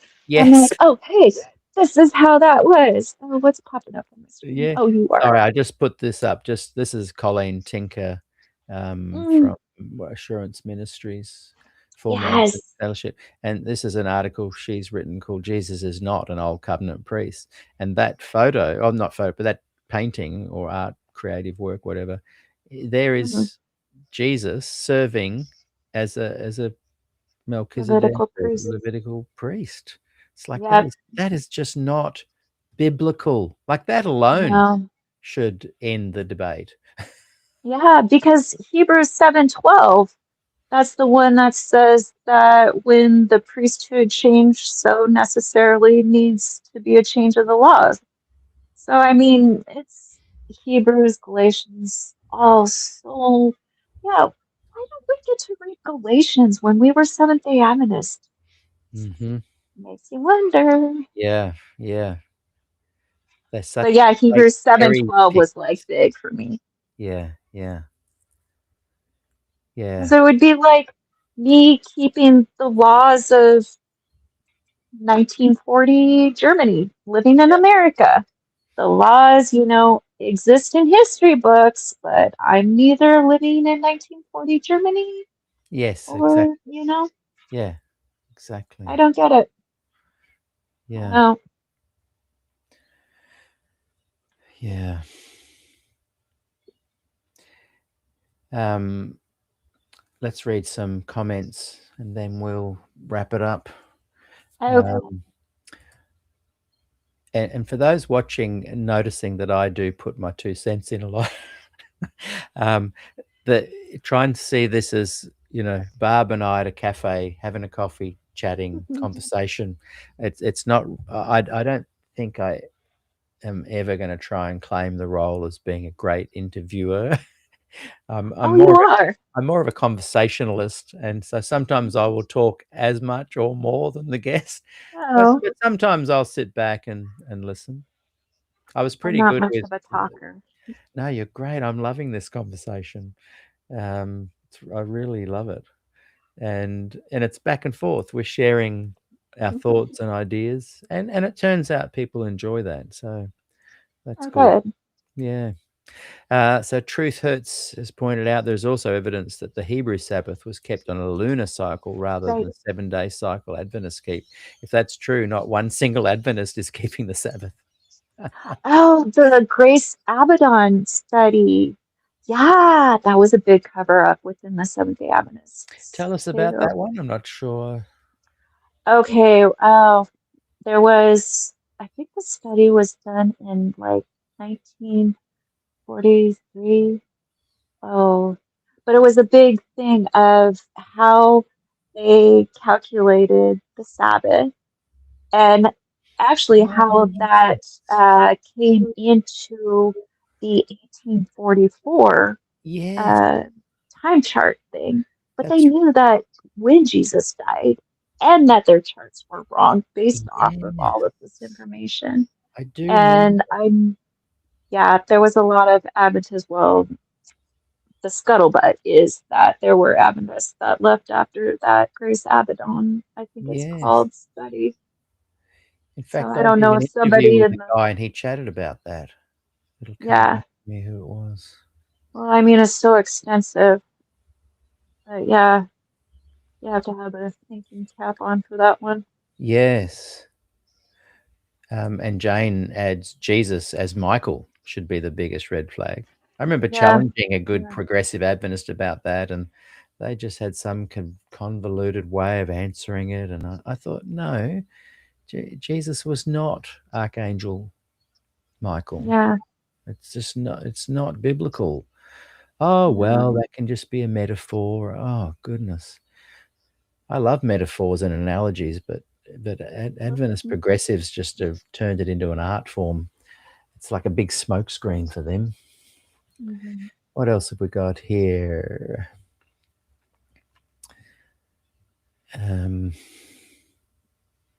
The people chatting a little bit about Hebrew and the Sabbath and the sphere and the circle. As Oh always, dear. fascinating chat conversations. Melissa says, follow Jesus.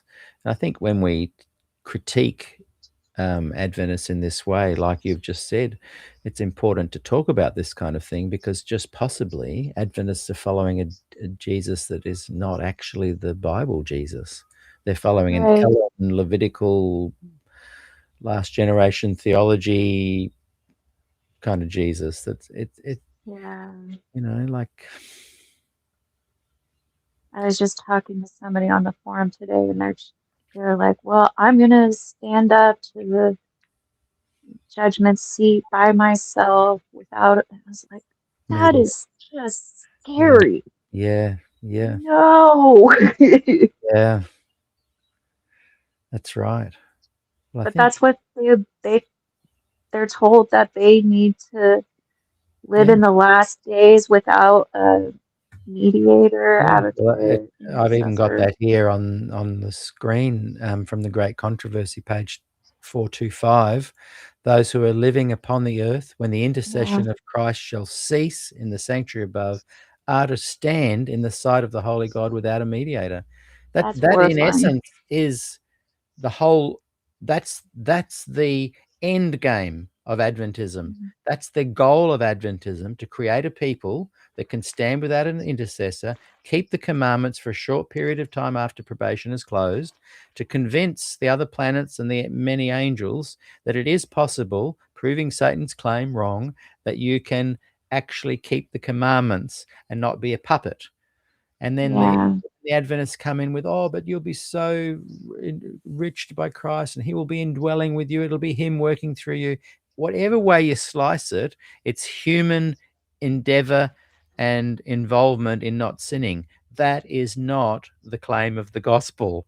That right. is a heresy, but it is literally the kernel of Adventism's reason for being. It's literally Yeah. what Ellen White is preaching about, talking about, heading towards. Be ready for that moment when Jesus isn't Mhm. there as your mediator. And they then claim, oh, you can't fail during that time. Well, if you can't fail during that time, you're not proving Satan's claim wrong. Satan said you can't stand without Jesus there doing it all for you. If he's not there, you'll keep sinning. Well, if the Holy Spirit's Yeah. there still, that doesn't matter.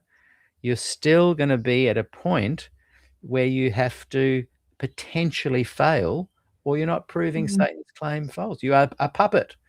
If you're not going to fail during that time, and you can, a lot of the traditional Adventists say, oh, I have a lot of assurance for that time because I know I can't fail.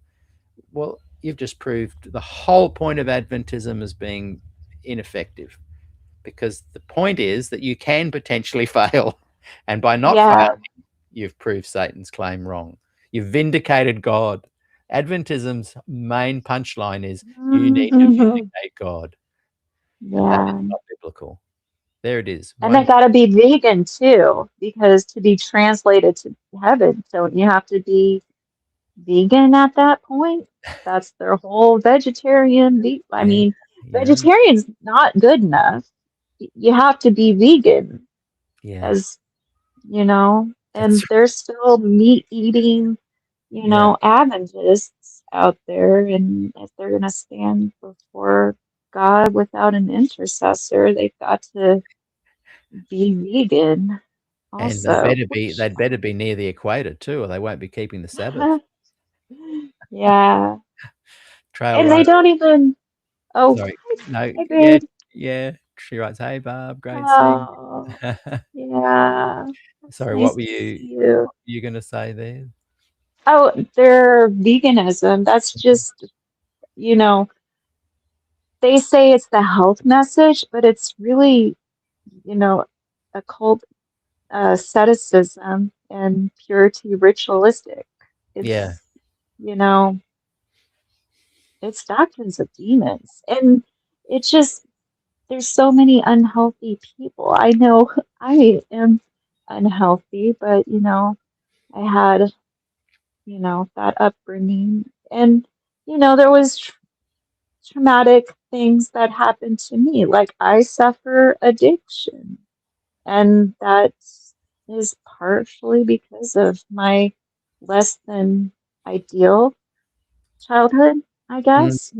I was mm. pulling my hair out in huge bald spots when I Wow. was in third grade, got the eating disorders. I've been Wow. hospitalized twice Yeah. for,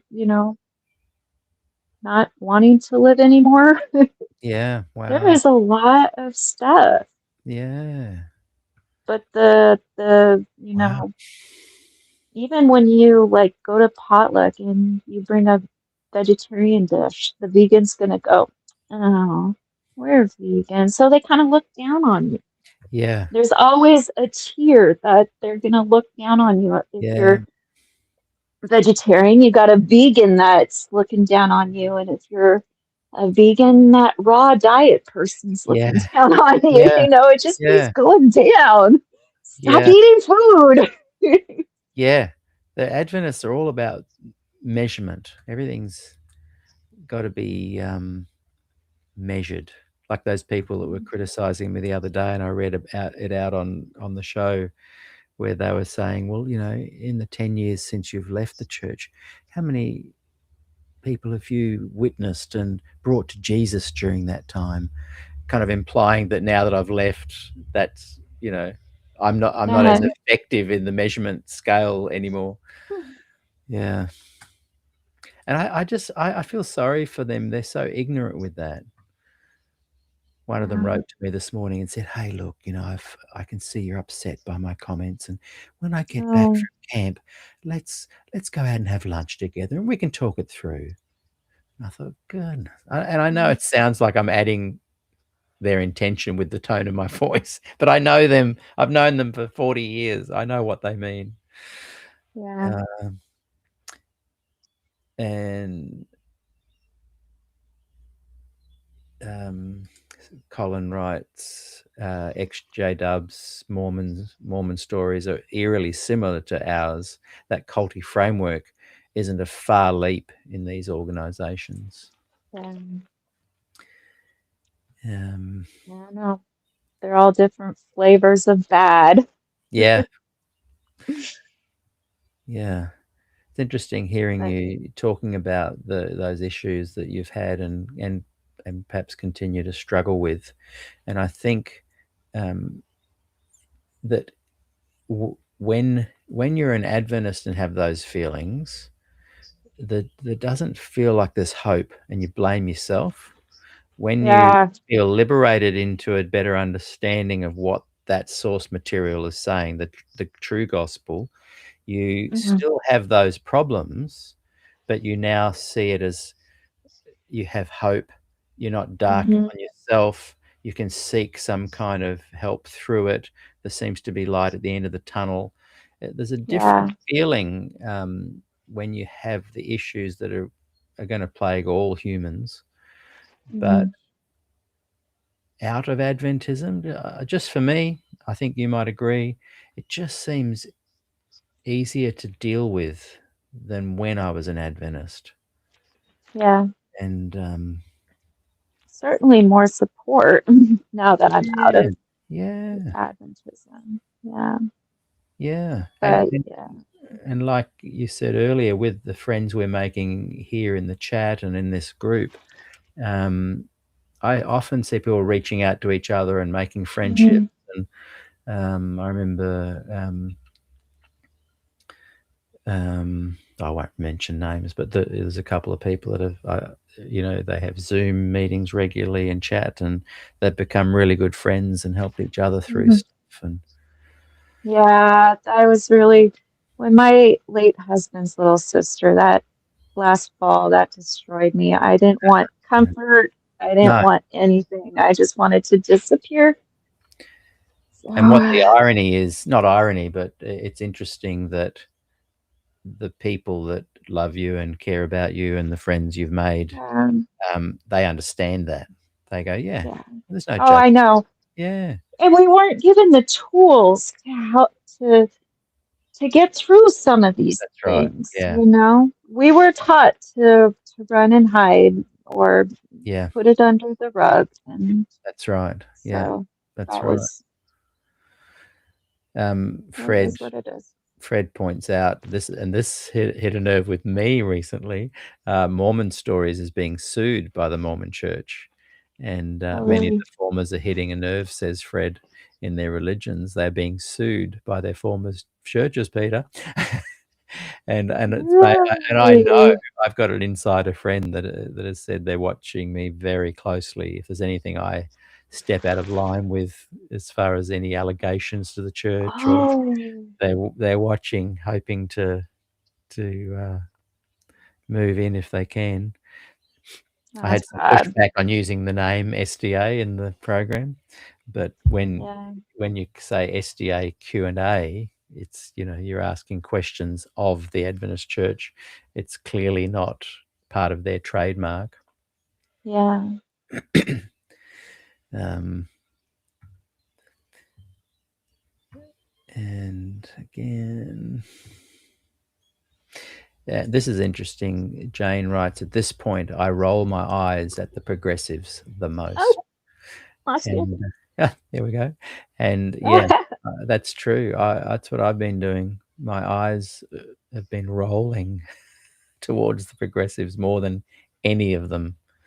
They, to Mhm. me, are the most culpable because they created for me an environment littered with promises of false hope that kept me in the Yeah, church till I was 54. yeah, This notion of change.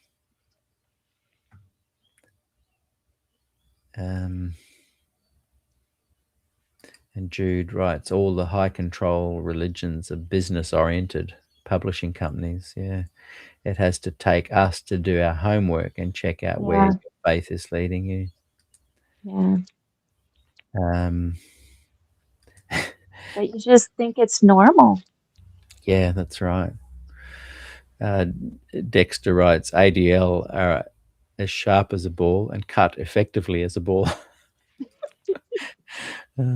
And Jane adds, most I of the time, can't even with them. I um, can't. Jane adds, most of the time it's emotional manipulation. It's is. You're right.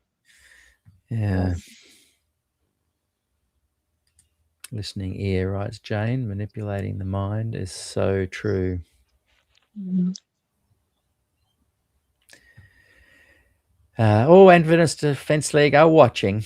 What is the argument with the title of today's live stream? I'm not hearing any arguments being made.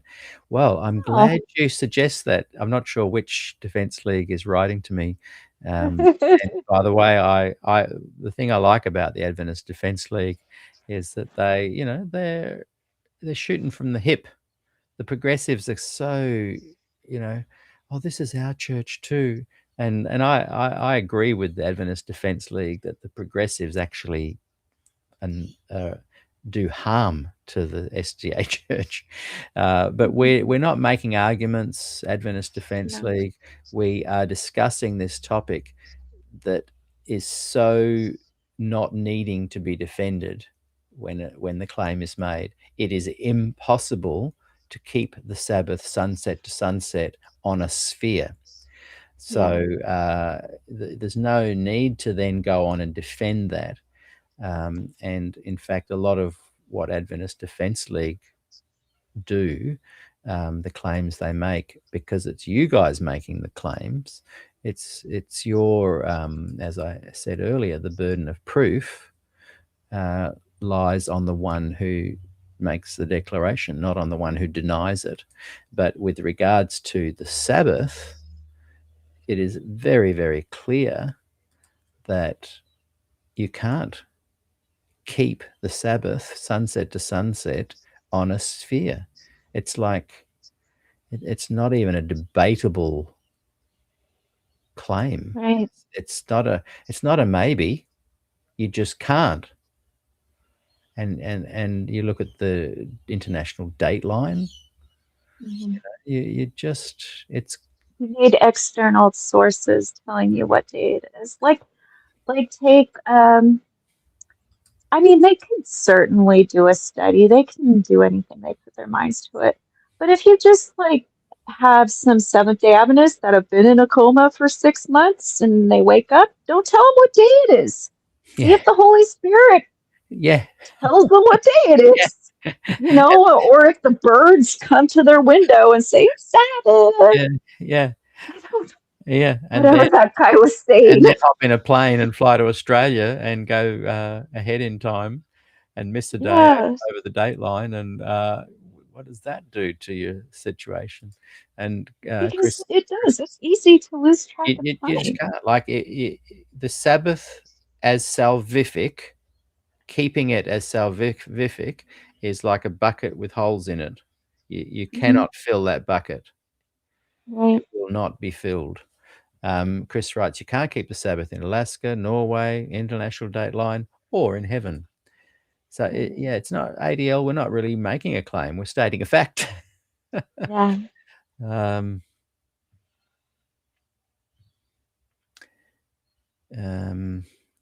ADL, Barry writes, I would like to see if we could agree with Hebrews 9 and fix up the differences in interpretation around the sanctuary. And to be fair to ADL, you know, they love having conversations about defending their belief claims, and 2,300 days is true and that kind of thing. So yeah, but the biggest thing that they and I agree on is that progressive Adventists don't belong in the Seventh Adventist Church. They want to. They say it's my church. Don't tell me that I can't belong. Well, you can belong if you're just going to be very shallow about your belonging and it's just culture. But you can't belong to the theology. You disagree with the theology. Well, I'm not sure if you can see some comments there. They're coming in hard and fast. No. No, Which I'm sure I love. Fred writes, Adventists insist that since Jesus was and is a king priest, he has the right to wear full priestly regalia in the most holy place. He did leave his linens in the tomb as a high priest did. He didn't.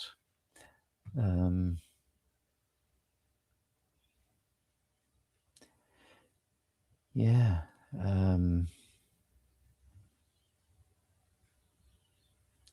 So thank you, everybody. This is really good. Good comments have come through today, as always. And I've loved chatting with you. I've literally always, felt a nice connection with you and reading your comments and posts. And Well, this I've channel has been very wanted you on the important. show for so long. So it's really Yeah. good to have you here. And thanks for saying that. It's Yeah. important to me too, in a sense of I get as much from it and growing from it. I said to my daughters the other day, because they're only 12 and 13, and how was your day? How was your show today, Dad? And they're getting more and more aware of it.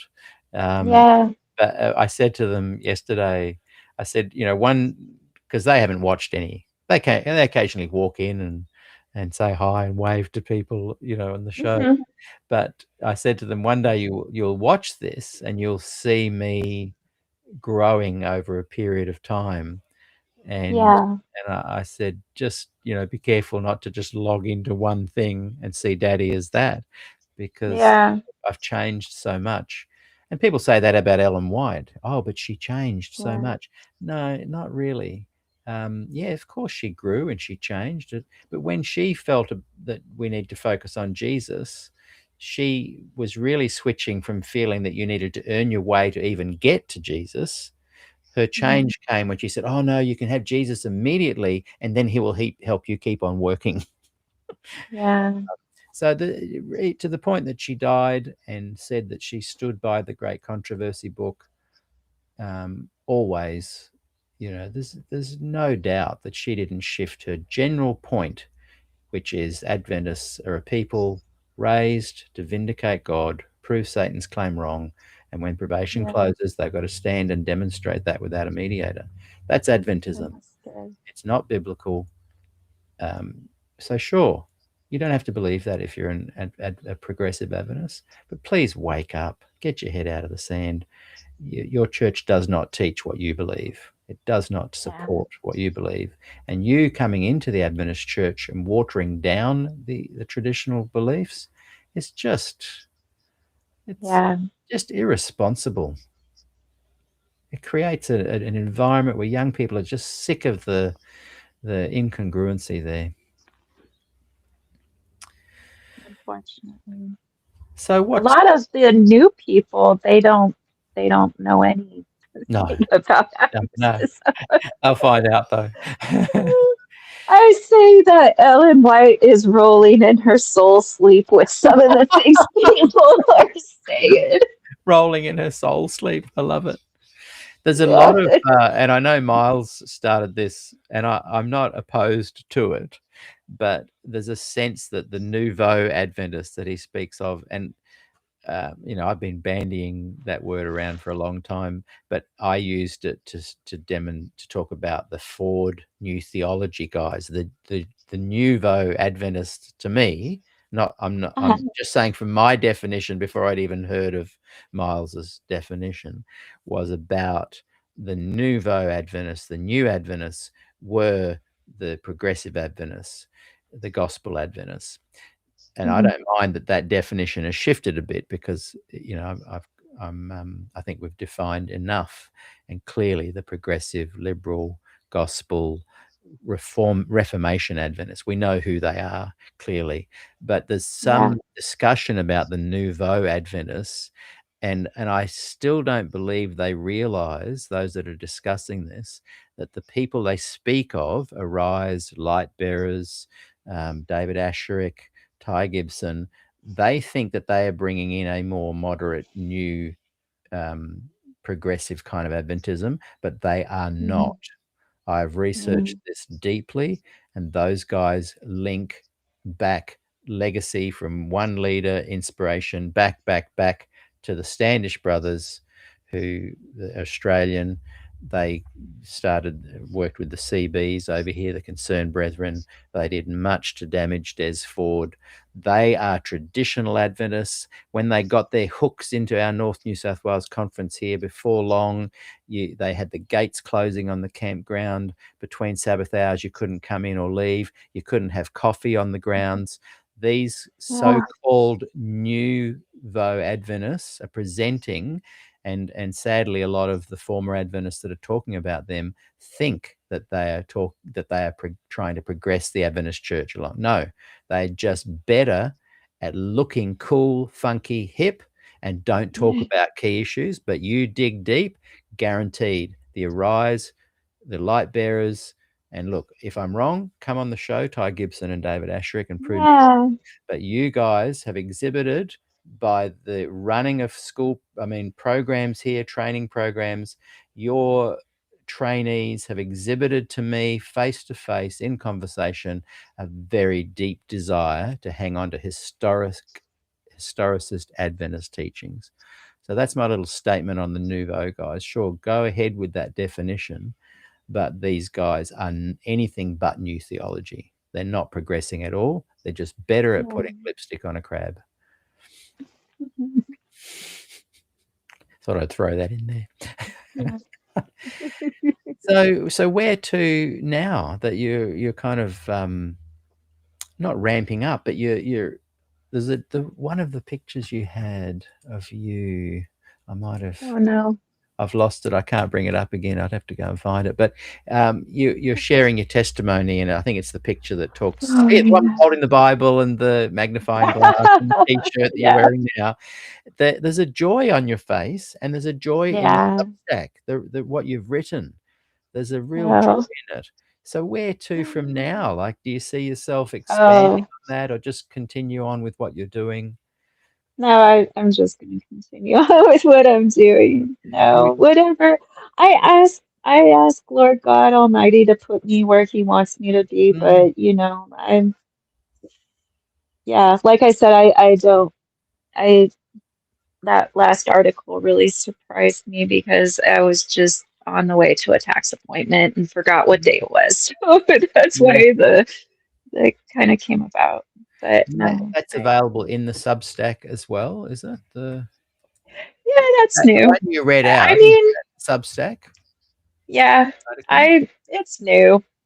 Yeah, we'll see. One day at a time. We'll see what He gives. Just seeing if I can click on that link and just share it here. I think it's got a way too bigger. I'll see. I'm just going to try and share the Substack into the chat. Let's see. Oh, okay. Let's see if that works. Maybe someone could click on that and let me know if it has gone through. I mean, I've enjoyed writing what I have.